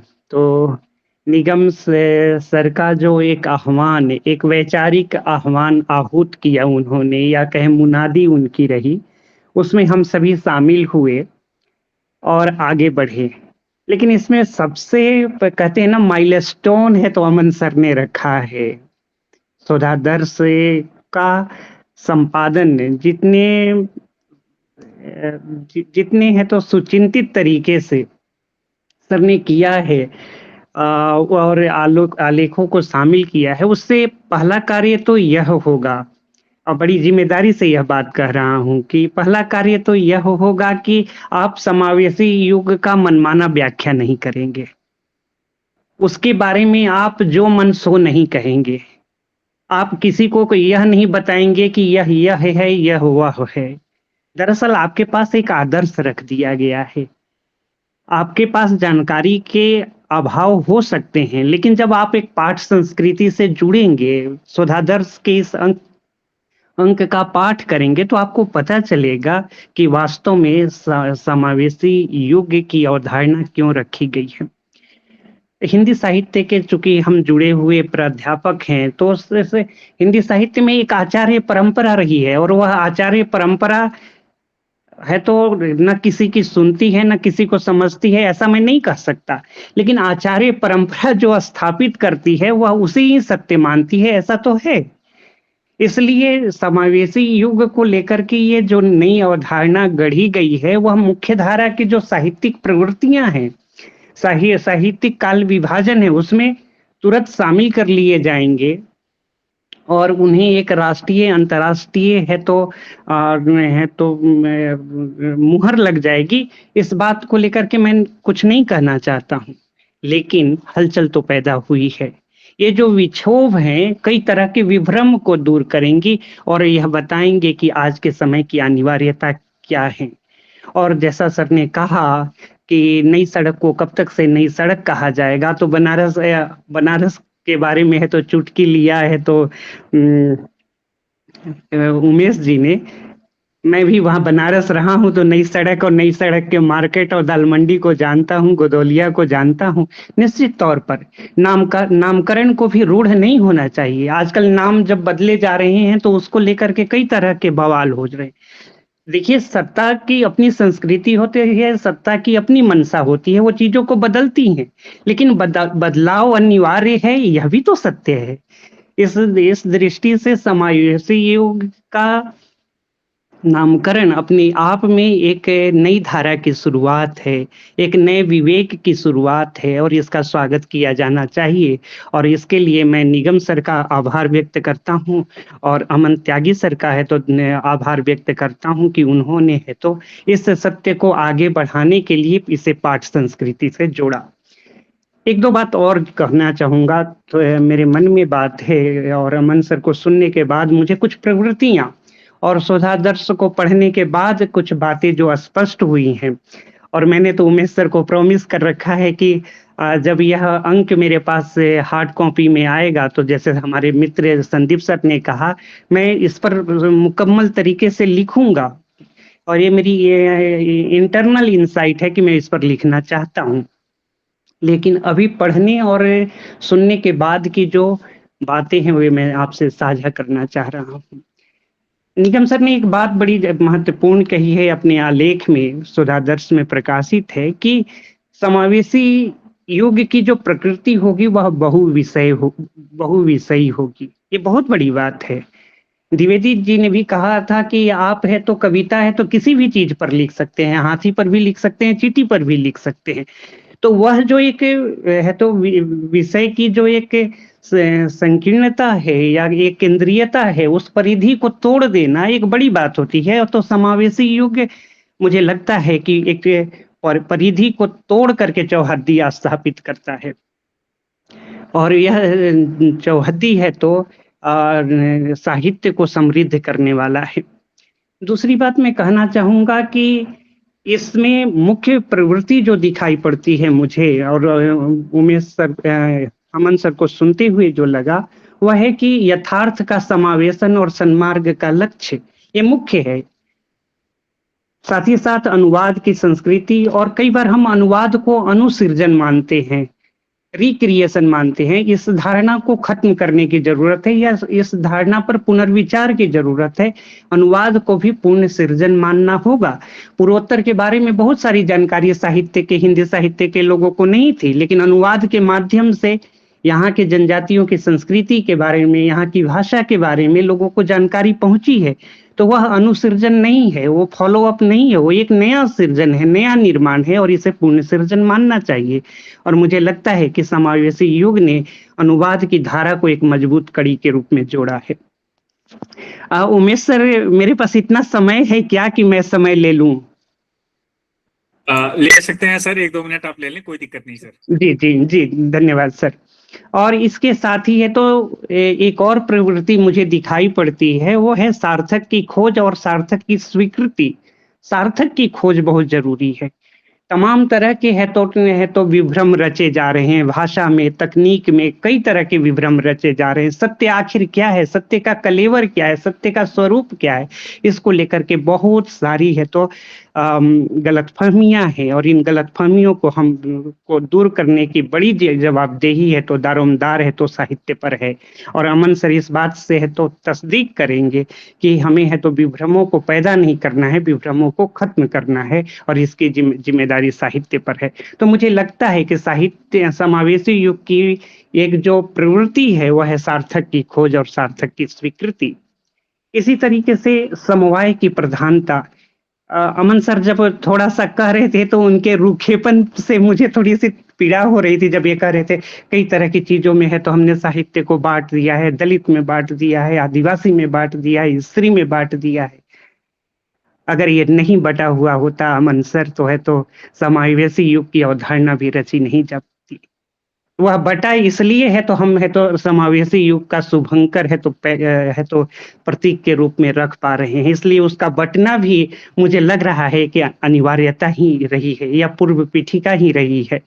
और इस नाते है तो वो तमाम तरह के जो बदलाव रहे हैं वे बंटवारा नहीं है, वे हस्तक्षेप है, अपने प्रतिनिधित्व की मांग है।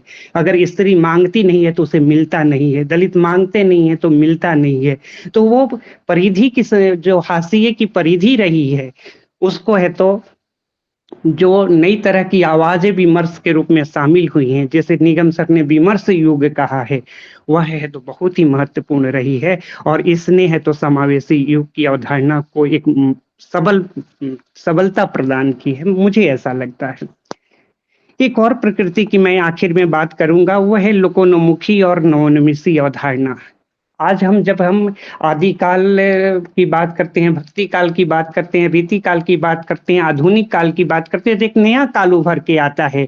ऑलिन टॉफलर वाले मामले में है तो थर्ड वेव की अवधारणा, सूचना राजमार्ग की अवधारणा। और इस अवधारणा में मुझे लगता है कि यह जो नवोन्मेषी अवधारणा है इसको है तो शामिल करने के लिए साहित्य में एक नए युग की सूत्रपात की जानी चाहिए थी, और वह समावेशी युग ही उपयुक्त मालूम पड़ता है। आपने 2 मिनट का समय दिया था, मैं बोल पाया, मैं अपनी बात रखा, और धन्यवाद और आभार। लेकिन जाते जाते बात को खत्म करते हुए भी मैं अमन सर का कृतज्ञ हूँ, और आशा करता हूं कि जल्द ही मेरे पास है तो वह अंक आएगा और मैं लिख पाऊंगा। शुक्रिया, धन्यवाद, आभार। धन्यवाद सर संक्षिप्त टिप्पणी के लिए, बहुत ही बहुमूल्य बातें रखी है। अगर निगम साहब की अनुमति होगी तो अगली हमारी जो आभासी संगोष्ठी होगी उसमें मुख्य वक्ता के रूप में हम आप ही को सुनेंगे। काफी विचार हैं इस संबंध में आपको, और उस दौरान आधे घंटे के दौरान 45 मिनट के दौरान हम लोग बहुत अच्छे से सुनेंगे, समझेंगे, सीखेंगे सर। बहुत बहुत आभार सर। अब मैं आगे बढ़ता हूं और देख पा रहा हूं कि हमारी केंद्रीय कार्यकारी समिति से डॉक्टर आनंद मोहन सर जुड़े हुए हैं मध्य प्रदेश से। मैं सर का हार्दिक स्वागत एक बार पुनः करता हूं और सर से अनुरोध करता हूं कि आप भी इस अवसर पर संक्षिप्त टिप्पणी रखें सर। डॉक्टर मोहन आनंद साहब। आज की इस गर्मामय संगोष्ठी में उपस्थित सम्मानीय सभी साथियों को सादर नमस्कार। श्री अमन सर जी, डॉक्टर संदीप जी, डॉक्टर राजीव जी और मनोज कुमार जी के वक्तव्यों को सुनकर एक ऐसा विचार उत्पन्न हुआ सोनू जी को सुनकर के लगा कि हम सबके मन में जो अवधारणा समावेशी साहित्य काल की आई है वो समुचित है और जागृति फैलाने वाली है। सभी के सभी लोगों के मन में यह विचार है कि जो पुरानी परंपराएं हैं उनको साथ में लेकर के नवोदित विचारों की एक नई परंपरा का सृजन किया जाए, जिसके माध्यम से समाज में और साहित्य में जागृति का एक प्रचार प्रसार माध्यम बने। हम सब मिलकर के एक ऐसे नए युग की अवधारणा पर कार्य करने जा रहे हैं जो साहित्य को बहुत ऊंचाइयां देगा और एक विचारधारा का जन्मोत्पन्न होगा। सभी लोग इसमें तत्परता के साथ जुड़े हैं, सबका स्वागत है। और आने वाले समय में हम सब लोग भी अपने अपने विचारों के आलेख तैयार करके जो हमारी पत्रिकाएं हैं जो इसमें प्रकाशन करना चाहती हैं, उदाहरण के तौर पर कर्मनिष्ठा पत्रिका भोपाल से प्रकाशित होती है, मैं उसमें आपकी क्या सेवा कर सकता हूं, ऐसे आलेख 4-4 पेज के, 1-2 पेज का भी है तो 2 आलेख प्रति माह मैंने प्रकाशित करने का वचन आपको दिया है और आपका सभी का अभिनंदन करता हूं, स्वागत करता हूं। साथ में निवेदन करता हूं कि इस पत्रिका में प्रकाशन के लिए अपने लेख और आलेख भेजने की कृपा करेंगे। आदरणीय निगम साहब, प्रजापति जी और जितने सारे साथ, अमन जी हैं, हमारे राजीव जी हैं, अनिल जी हैं, मनोज जी हैं, संदीप जी हैं, आप सभी लोग बड़ी निष्ठा के साथ इस हमारे अभियान में शामिल हैं। मैं आप सबका नमन करता हूं, अभिनंदन करता हूं और आगे भी आपका सहयोग इसी तरह मिलता रहेगा उसका अनुरोध करता हूं। जय हिंद।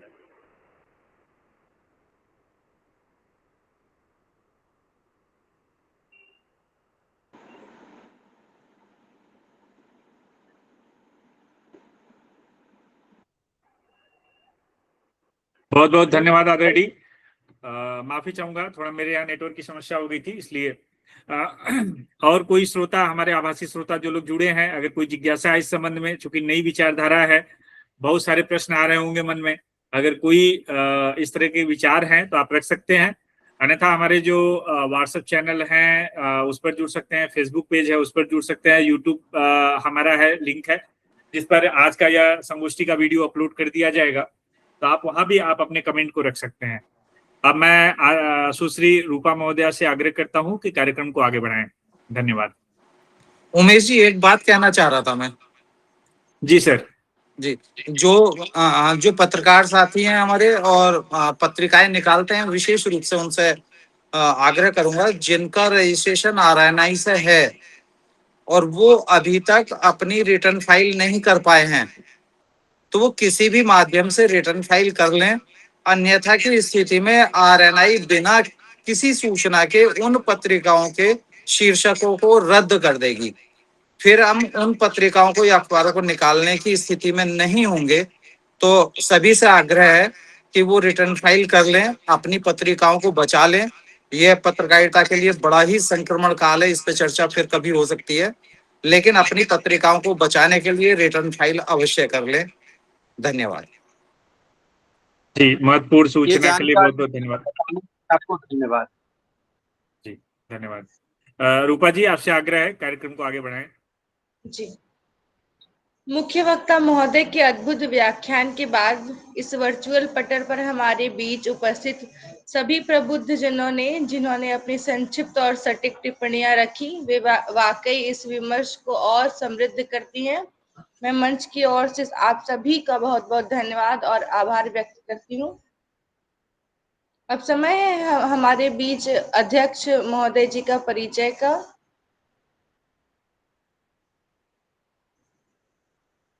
आपके लिए एक कुछ पंक्तियां समर्पित हैं सर। तलवार भी उनकी, कलम भी उनकी, तलवार भी उनकी, अद्भुत उनका काम है। साहित्य और सुरक्षा का अखिल जी ही नाम है। न्याय की डगर पर चलते जो सुरभित छंद सुनाते हैं, ऐसे मनीषी के चरणों में हम अपना शीश झुकाते हैं। कुछ और पंक्तियां भी है।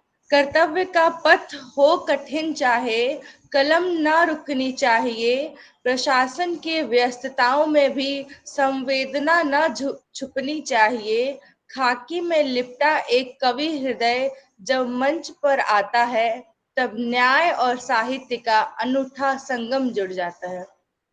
मंच पर उपस्थित सभी विद्वान जनों और आभासी पटल से जुड़े महानुभावों, अब मैं उस गरिमामयी व्यक्तित्व का परिचय कराने जा रही हूँ जिनके सानिध्य में आज की यह संगोष्ठी संपन्न हो रही है। हमारे आज के अध्यक्ष आदरणीय डॉक्टर अखिलेश निगम अखिल जी एक ऐसे व्यक्तित्व हैं जिन्होंने अनुशासन और सृजनशीलता का एक उत्कृष्ट उदाहरण प्रस्तुत किया है।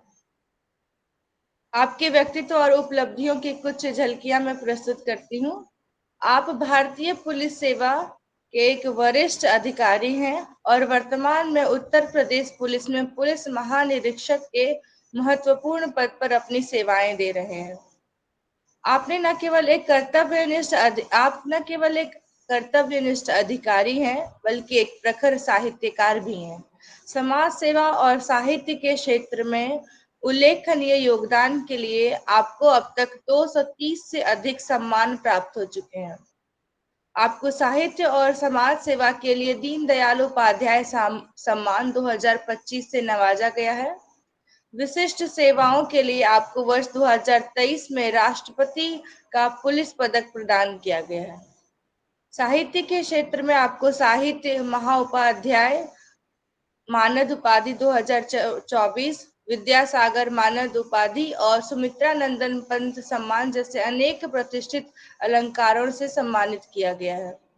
आपकी प्रमुख कृतियों में गिरगिट कहानी संग्रह और अखिल दोहा सतसई अत्यंत लोकप्रिय रही है। विशेष रूप से गिरगिट कहानी संग्रह का कन्नड़ भाषा में भी आपने अनुवाद किया है। आप समाज में व्याप्त नशाखोरी के विरुद्ध व्यापक जन जागरण अभियान का नेतृत्व भी कर रहे हैं। सर, आपकी उपस्थिति हम सभी के लिए ऊर्जा और का स्रोत है। प्रशासन की व्यस्तताओं के बीच साहित्य के प्रति आपका यह अनुराग हम सभी के लिए प्रेरणादायी है। मैं बड़े ही आदर और सम्मान के साथ डॉक्टर अखिलेश निगम अखिल जी को उनके अध्यक्ष वक्तव्य और मार्गदर्शन हेतु आमंत्रित करती हूँ। सादर आमंत्रण।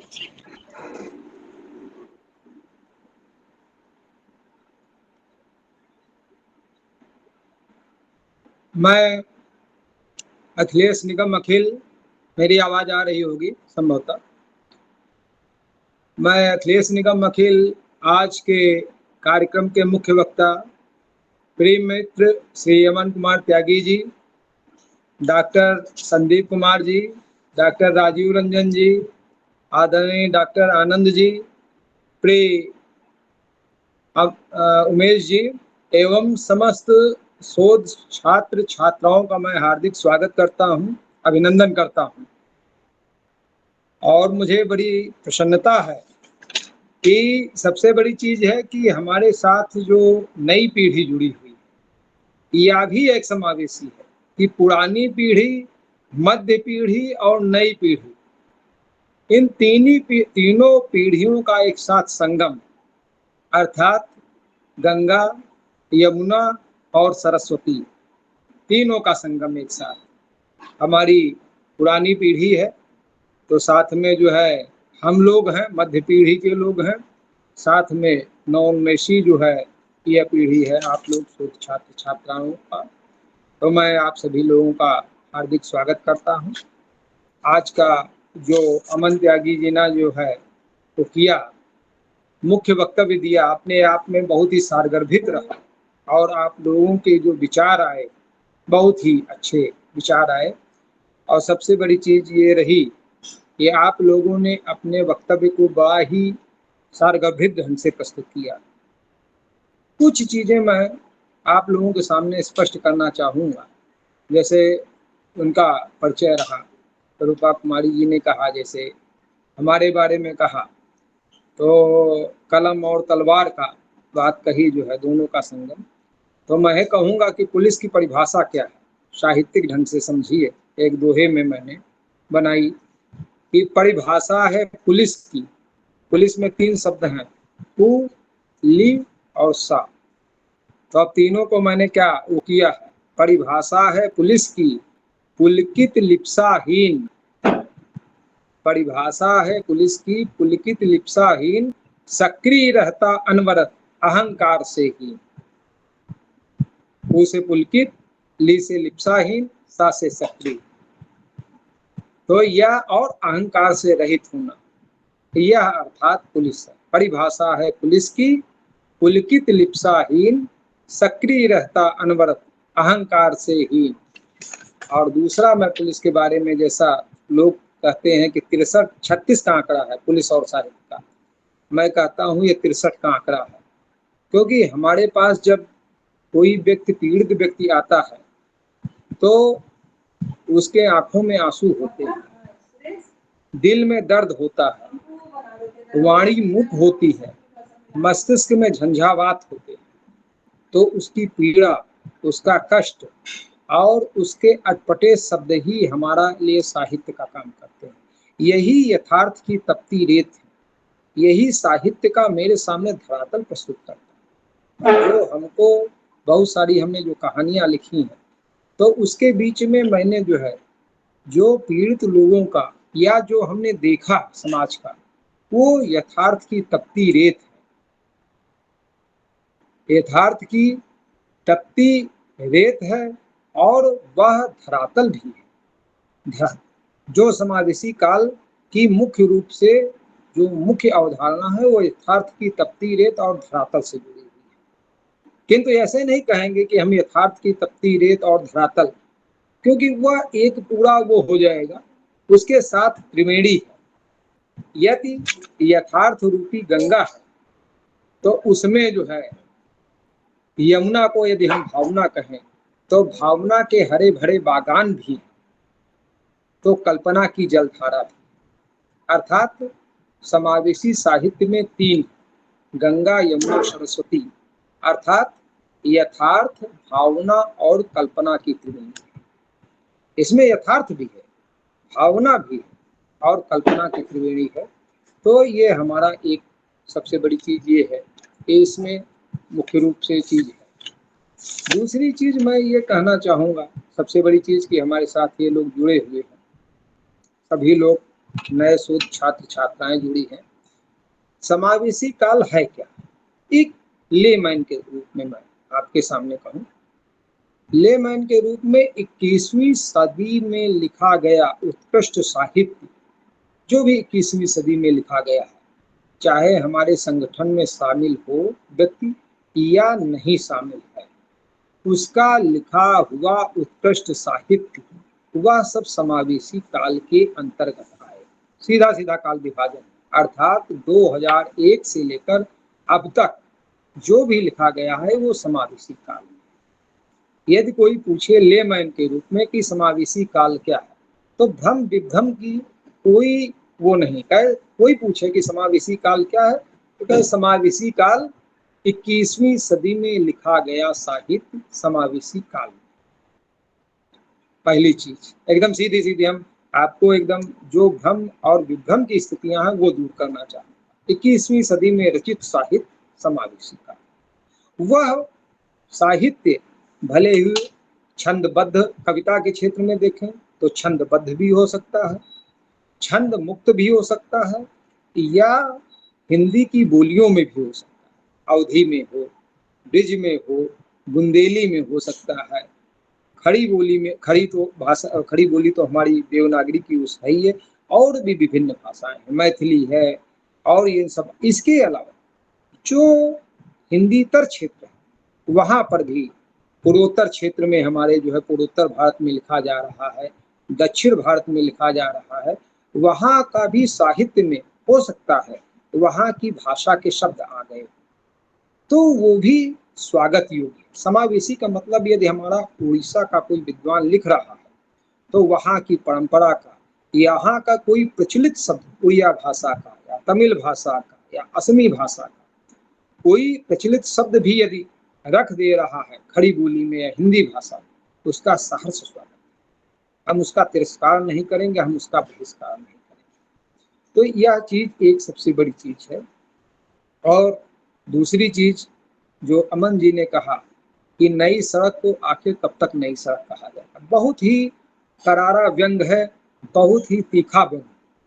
तो वही चीज कि नई कविता को आखिर कब तक नई कविता कहा जाएगा। अब हम समावेशी काल में नई कविता नाम की कोई चीज नहीं।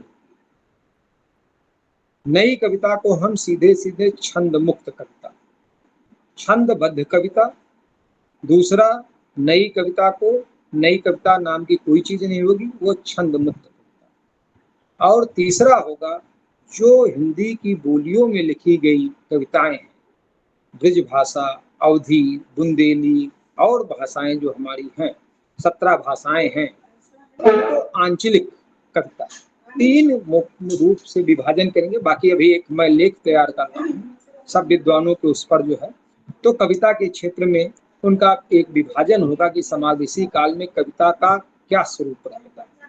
इसी तरह हमारी समावेशी काल की कहानियों में कोई भी नई कहानी शब्द नहीं, कोई नई कहानी शब्द का कोई भी मायने नहीं, सिर्फ कहानी।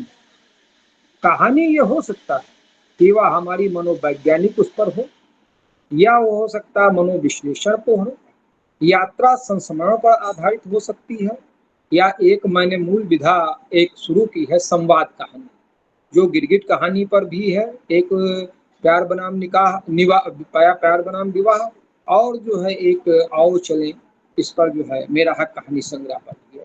तो संवाद कहानी, संस्मरणात्मक कहानी, यात्रा संस्मरण पर आधारित कहानी, मनोवैज्ञानिक कहानी, विभिन्न ये स्वरूप हो सकते, लेकिन नई कहानी नाम का कोई शब्द समावेशी काल में नई का आखिर कब तक नहीं। जो अमन जी ने कहा नई कविता, हम उसको एक उसकी स्वरूप के आधार पे नया नाम दे सकते हैं, लेकिन नई पुरानी ये इन बंधनों को हमको तोड़ना पड़ेगा। कोई नया नहीं, कोई पुराना नहीं। और दूसरी चीज यह जो मैं कहूँगा, जैसे राजीव रंजन जी ने कहा, उनका मैं स्वागत करूंगा और बिल्कुल मैं सहर्ष स्वीकृति देता हूं कि अगले मुख्य वक्ता के रूप में राजीव रंजन जी आप ही रहेंगे। आप बिल्कुल अभी से कमर कस लीजिए, आप मुख्य वक्ता के रूप में रहेंगे। जो है सहर्ष स्वीकृति अध्यक्ष के रूप में मैं देता हूं, और केवल मैं नहीं देता हूं, पूरा जो है आभासी पटल पे जितने लोग जुड़े हुए हैं सभी सहर्ष स्वीकृति दे देते हैं कि अगले मुख्य वक्ता के रूप में राजीव रंजन जी भी। राजीव जी, आपने जो है कुछ बातें जो कही उनको मैं बिल्कुल कहूंगा कि आज की तारीख में अनुवाद, समावेशी काल में अनुवाद, बाल साहित्य और हिंदी गजल को समावेशी काल में मुख्य रूप से प्रतिष्ठित किया जाएगा और किया जा रहा है। अनुवाद को द्वितीय अनुवाद करने वाले व्यक्ति को हो सकता उसने एक भी कविता ना लिखी, हो सकता अनुवाद करने वाले ने एक भी कहानी नहीं लिखी, लेकिन वह 2 भाषाओं का जानकार है, एक भाषा के साहित्य को दूसरी भाषा में भावानुवाद कर रहा है।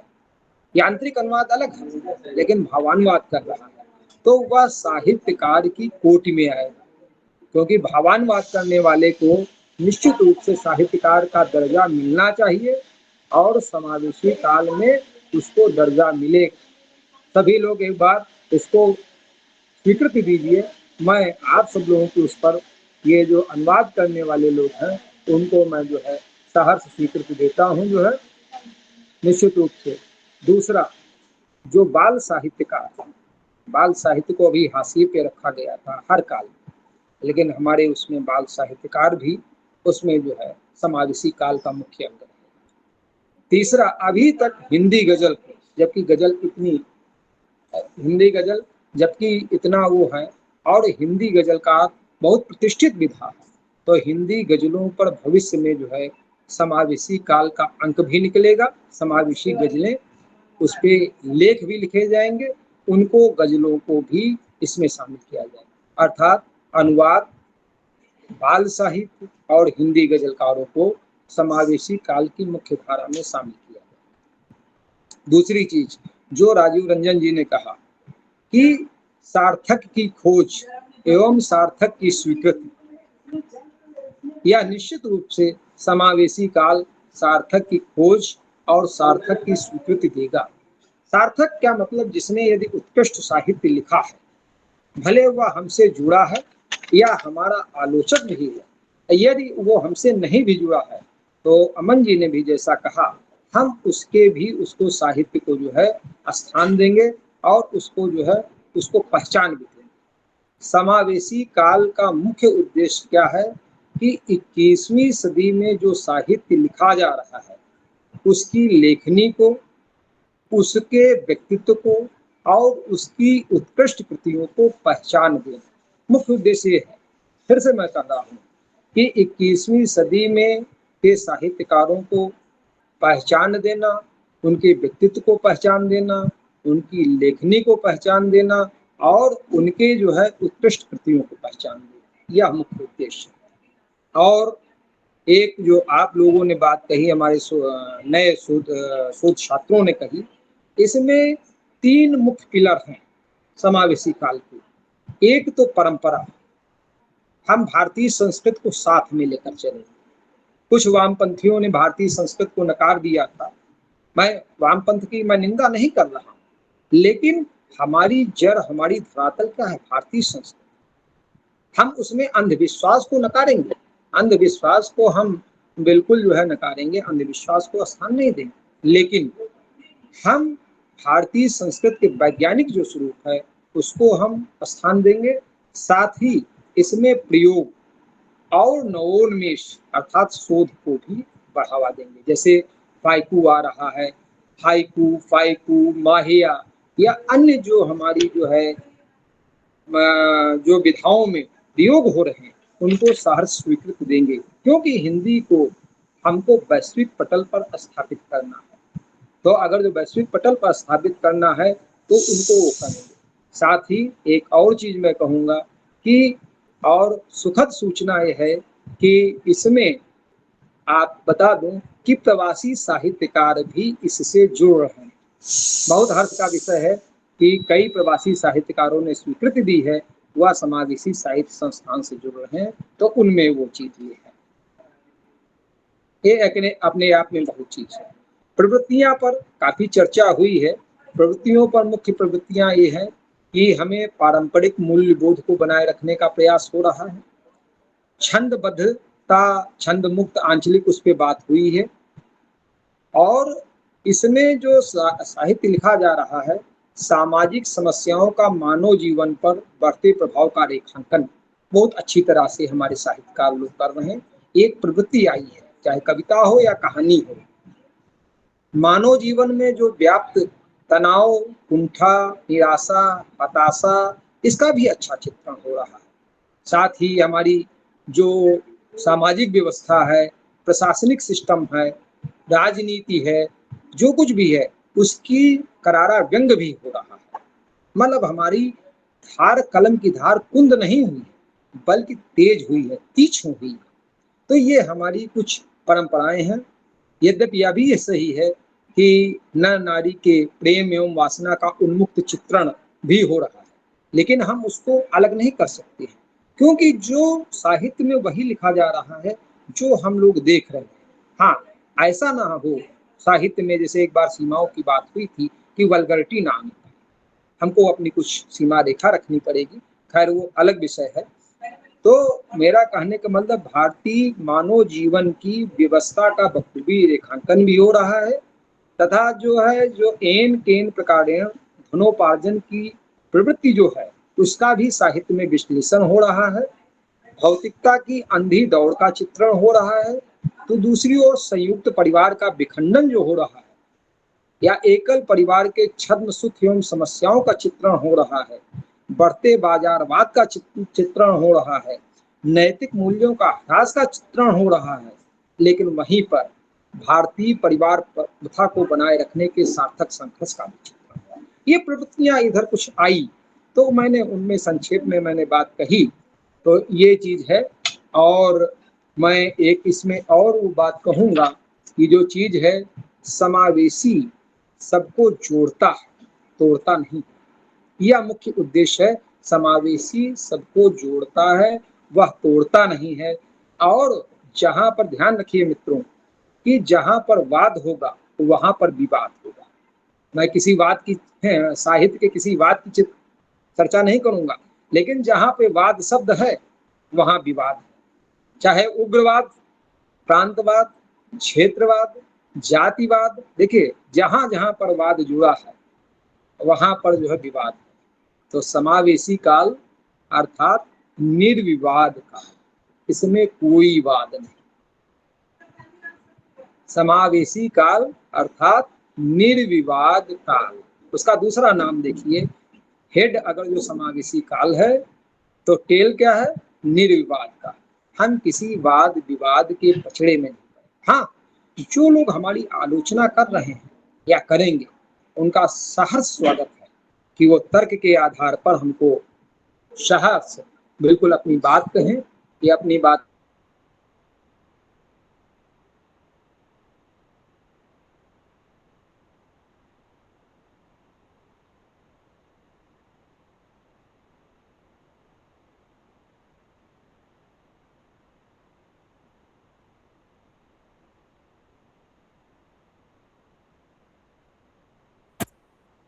आप म्यूट हो गए हैं सर। जी ओके ओके, अब आवाज आ रही है? जी हाँ जी। हेलो, हाँ जी जी, आ हाँ, रही बीच है। में कुछ ठीक ठीक है। हाँ, कुछ कॉल ये फोन आ गया था, तो ये इस चीज को मैं कहूंगा। हाँ, एक जो थोड़ा सा भ्रम की स्थिति, मैं केवल अपने अध्यक्षीय वक्तव्य में वही बात कहूंगा जहाँ पे थोड़ा भ्रम और विभ्रम की स्थिति होगी। कहा गया कि जो दलित साहित्य, स्त्री साहित्य या किन्नर साहित्य या इस पे जो एक वो चीज रही है वह समावेशी काल में होगा या नहीं। राजीव रंजन जी ने अपनी बात कही, अमन त्यागी जी ने बात कही और कुछ और विद्वानों के मन में होगा।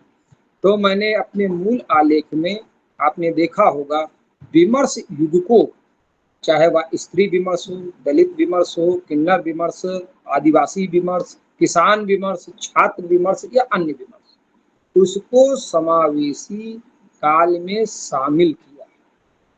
2001 से लेकर 2010 को हमने विमर्श युग कहा है, उसके बाद का समावेशी युग। तो हमने विमर्श युग को खारिज नहीं किया बल्कि उसको गले लगाया है। और देखिए विमर्श युग है क्या, देखिए समावेशी काल में सब कुछ शामिल है। विमर्श युग एक लेजर है जो एक समस्या विशेष पर लेजर लाइट की तरह प्रकाश डालता है।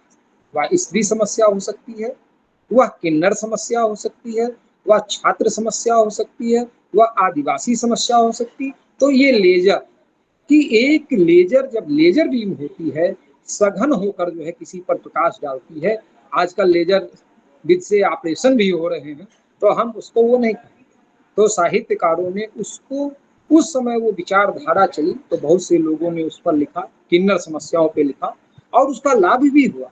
आज किन्नर को थर्ड जेंडर में रखा, तो ऐसा नहीं उनको लाभ हुआ, राजनीति में भी उनको स्थान मिला। तो हम उनको अलग नहीं करेंगे। तो जितने भी विमर्श हुए हैं वो विभाजन, साहित्य का विभाजन नहीं हुआ है, ये बल्कि एक लेजर बीम लाइट है। लेजर बीम लाइट के कारण उनका जो है उन समस्याओं पर समेकित ढंग से, कंसोलिडेटेड ढंग से उस पर विचार किया गया। लेकिन अब 2011 के बाद अब समावेशी स्वरूप आ गया। हाँ, जो लोग इस विषय पे लिख रहे हैं या लिखना चाहेंगे उनका भी स्वागत, हम खारिज नहीं करेंगे, उनको गले लगाएंगे। तो इन चीजों को लेते हुए मैं सारी चीजें मैं कह रहा हूँ और कह दिया। हाँ, एक चीज और मैं कहूँगा कि जैसा अमन जी ने कहा कि पुस्तक लेखन के संबंध में, तो बहुत पहले ही करीब 50 लगभग 45-50 सब्जेक्ट्स डिसाइड हो गए थे और वो विधावार भी लिखे गए थे समावेशी काल के संदर्भ में। तो कहानी, लघुकथा, नाटक, यात्रा संस्मरण, ललित निबंध, उपन्यास, इनमें सब्जेक्ट भी दे दिए गए थे।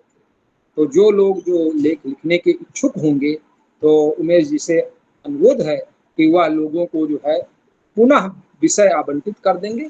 तो जो लोग लिखने के इच्छुक होंगे, हमारे खासकर शोध छात्र लोग लिखने के इच्छुक होंगे, तो वह विषय भी ले लेंगे या अपने मन से उसका शीर्षक तय कर लेंगे।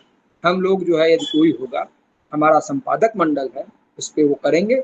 भविष्य में हमारी योजनाएं हैं, जो हमारे जितने कार्य समिति के मेंबर हैं वो चुनेंगे। हाँ, अगली कार्य समिति की मीटिंग में हम लोग ये प्रयास करेंगे कि राज्य समावेशी साहित्य संस्थान का पंजीकरण के संबंध में, तो जो हमारे कार्य समिति के मेंबर हैं तो नियमावली का शीघ्रता से निर्माण करें और उसमें विधिक ढंग से भी प्रचार प्रसार करें, सोचें, तो जिससे जो है हम समावेशी साहित्य संस्थान का रजिस्ट्रेशन भी करा सकें, इसका वो कर सकें। और पुनश्च अंत में मैं एक अपनी चंद पंक्तियों के माध्यम से अपनी बात कहता हूं आप लोगों के उससे, कि महके जीवन हो रोशन गुलशन, ईश्वर का नित प्यार मिले। महके जीवन हो रोशन गुलशन, ईश्वर का नित प्यार मिले। नित फूल खिले, सब कष्ट धुले, जीवन की बगिया खूब खिले। उस मोहक सुगंध में, आनंद कुंज में, सब रस मिलकर घुल जाएं। अखिल हमारी यही कामना, कोई कमी न रह जाए। जय हिंद, जय भारत। बहुत बढ़िया सार बस मार्गदर्शी उद्बोधन रहा। बहुत बहुत आभार जी। हृदय की अनंत गहराइयों से आभार और सादर नमन। सर, आपका आज का यह अध्यक्षीय अभिभाषण केवल एक वक्तव्य नहीं बल्कि समावेशी साहित्य के भविष्य का एक संपूर्ण घोषणा पत्र है। आपने जिस प्रकार एक पुलिस अधिकारी और एक संवेदनशील साहित्यकार के अद्भुत समन्वय के साथ अपनी बात रखी, उसने हम सभी को मंत्रमुग्ध कर दिया। सर, आपने पुलिस शब्द के जो गहरे और वास्तविक अर्थ हमें समझाए, उसने व्यवस्था और समाज के प्रति हमारे दृष्टिकोण को और व्यापक बनाया है। विशेष रूप से समावेशी शब्द को गंगा, यमुना और सरस्वती के त्रिवेणी संगम के रूप में आपने परिभाषित किया। आपने बहुत सुंदर ढंग से समझाया कि यथार्थ की शक्ति गंगा है, मन की भावना यमुना है और रचनात्मक कल्पना सरस्वती है, और इन तीनों का मिलन ही वास्तव में समावेशी साहित्य है। सर, 21वीं सदी के इस समावेशी काल को लेकर आपका संकल्प और विजन अत्यंत दूरदर्शी है। आपने यह सुखद आश्वासन दिया कि अनुवाद, बाल साहित्य और हिंदी गजल को भी अब समावेशी साहित्य के मुख्य धारा में पूरा सम्मान और प्रतिष्ठा दी जाएगी। 21वीं सदी के साहित्यकारों, उनकी कलम और उनकी रचनाओं को एक नई पहचान और वैश्विक सम्मान दिलाना इस काल का मुख्य उद्देश्य है। यह बात सीधे हमारे दिलों तक उतरी है। यह हमारे लिए अत्यंत हर्ष और गौरव का विषय है कि आपकी इस पावन मुहिम से हमारे प्रवासी साहित्यकार भी लगातार जुड़ रहे हैं। अपने समावेशी साहित्य की प्रवृत्तियों को समझाते हुए आज का सबसे बड़ा मंत्र दिया कि समावेशी सबको जोड़ता है, तोड़ता नहीं है, और जहां वाद होता है वहां विवाद निश्चित है। इसलिए समावेशी काल का दूसरा नाम निर्विवाद काल है। सर, आपके इस गौरवमयी और ऊर्जा से भरे अध्यक्ष मार्गदर्शन के लिए संपूर्ण समावेशी साहित्य संस्थान परिवार आपका अत्यंत ऋणी है। आपके इस पावन आशीर्वाद के लिए बहुत बहुत धन्यवाद और सादर प्रणाम। अब मैं कार्यक्रम को अंतिम पड़ाव की ओर ले जाते हुए बहुत बहुत स्वागत और मैं औपचारिक रूप से उमेश जी आप बात कहिए आप। हाँ हाँ बिल्कुल, बहुत बढ़िया रूपा जी, बहुत बहुत धन्यवाद, आपने सम्मत किया। जी सर। सफर छोटी ही सही पर यादगार होनी चाहिए। हर सहयोगी के प्रति आभार का भाव होना चाहिए। विदाई की इस वेला में धन्यवाद की रस्म निभाने को अब त्रिषा जी का मंच पर सादर सत्कार होना चाहिए। अब मैं त्रिषा सिन्हा जी, जो काशी हिंदू विद्यालय की शिक्षार्थी हैं, आपको मैं आमंत्रित करती हूँ। कृपया आप आएं और आज के इस कार्यक्रम का औपचारिक धन्यवाद ज्ञापन करें। धन्यवाद रूपा। सर्वप्रथम सभी विद्वज्जन को मेरा सादर प्रणाम। मैं त्रिषा सिन्हा, काशी हिंदू विश्वविद्यालय की शिक्षार्थी, समावेशी साहित्य संस्थान की ओर से इस संगोष्ठी के अंत में धन्यवाद ज्ञापन करने हेतु आप सभी के सामने उपस्थित हूँ। सर्वप्रथम मैं आज के कार्यक्रम के अध्यक्ष डॉक्टर अखिलेश निगम अखिल जी का हृदय से आभार व्यक्त करती हूँ। सर, आपने अपने व्यस्ततम समय में से समय निकाला और आपकी गरिमामय उपस्थिति ने इस मंच की शोभा बढ़ाई है। आपने अध्यक्षीय उद्घोषण में हमें साहित्य और कर्तव्य के समन्वय की एक नई दृष्टि प्रदान की है। आपने अपने वक्तव्य में अपने विमर्श युग की बात भी की है। इसके लिए आपका बहुत-बहुत धन्यवाद सर। मैं विशेष रूप से हमारे मुख्य वक्ता श्री अमन कुमार त्यागी जी का आभार प्रकट करती हूँ। सर, समावेशी साहित्य की प्रवृत्तियों पर आपका व्याख्यान अत्यंत सारगर्भित और शोधपरक रहा। आपने जटिल विषयों को जिस सरलता से समझाया वह हम जैसे शोधार्थियों के लिए एक मार्गदर्शन है और निश्चित रूप से साहित्य सृजन के लिए हमें धरातल से जुड़ना होगा। मैं धन्यवाद के इस क्रम में श्रीमती संतोष कुमारी जी का और उनके आत्मीय स्वागत भाषण के लिए और धर्मदेव जी को सस्वर सरस्वती वंदना के लिए धन्यवाद ज्ञापित करती हूँ और हमारी मार्गदर्शक और परामर्श समिति के सभी सम्मानित सदस्यों का मैं आभार व्यक्त करती हूँ जिनके संरक्षण में यह कार्यक्रम सफल हो पाया है। इस सफल आयोजन के पीछे डॉक्टर मनोज कुमार सिंह जी और पूरी संयोजक टीम की कड़ी मेहनत है। साथ ही श्री उमेश कुमार प्रजापति सर और डॉक्टर संदीप कुमार वर्मा जी का तकनीकी सहयोग और सहयोग के लिए आपका बहुत-बहुत धन्यवाद। आपकी वजह से हम निर्बाध रूप से जुड़ सके हैं। वो कहते हैं कि किसी भी आयोजन को सफल बनाने के पीछे कई लोगों का सहयोग और योगदान होता है। इसे हमने आज अपने इस आभासी पटल पर देखा भी है। और अंत में मैं इस आभासी पटल पर जुड़े सभी विद्वजन, श्रोता, गुरुजन, शोधार्थी और साहित्य प्रेमियों का धन्यवाद ज्ञापन करती हूँ जिनकी उपस्थिति से इस चर्चा को जीवंत रूप बना दिया है। अंत में विशेष धन्यवाद मेरी मित्र और कुशल मंच संचालिका सुश्री रूपा कुमारी जी का धन्यवाद जिनके वजह से ये पूरा कार्यक्रम सुंदर ढंग से चल पाया, जिन्होंने बहुत सुंदर ढंग से इसको पिरोया है। और कुछ पंक्तियों के साथ मैं अपनी वाणी को विराम दूंगी कि मिलना और बिछड़ना तो दस्तूर है जमाने का, पर यादों का सिलसिला यूं ही चलता रहेगा। आज का यह ज्ञान जो हमने यहाँ पाया है साहित्य के आंगन में सदा खिलता रहेगा। इन्हीं शब्दों के साथ आप सभी को सादर नमन और बहुत बहुत धन्यवाद।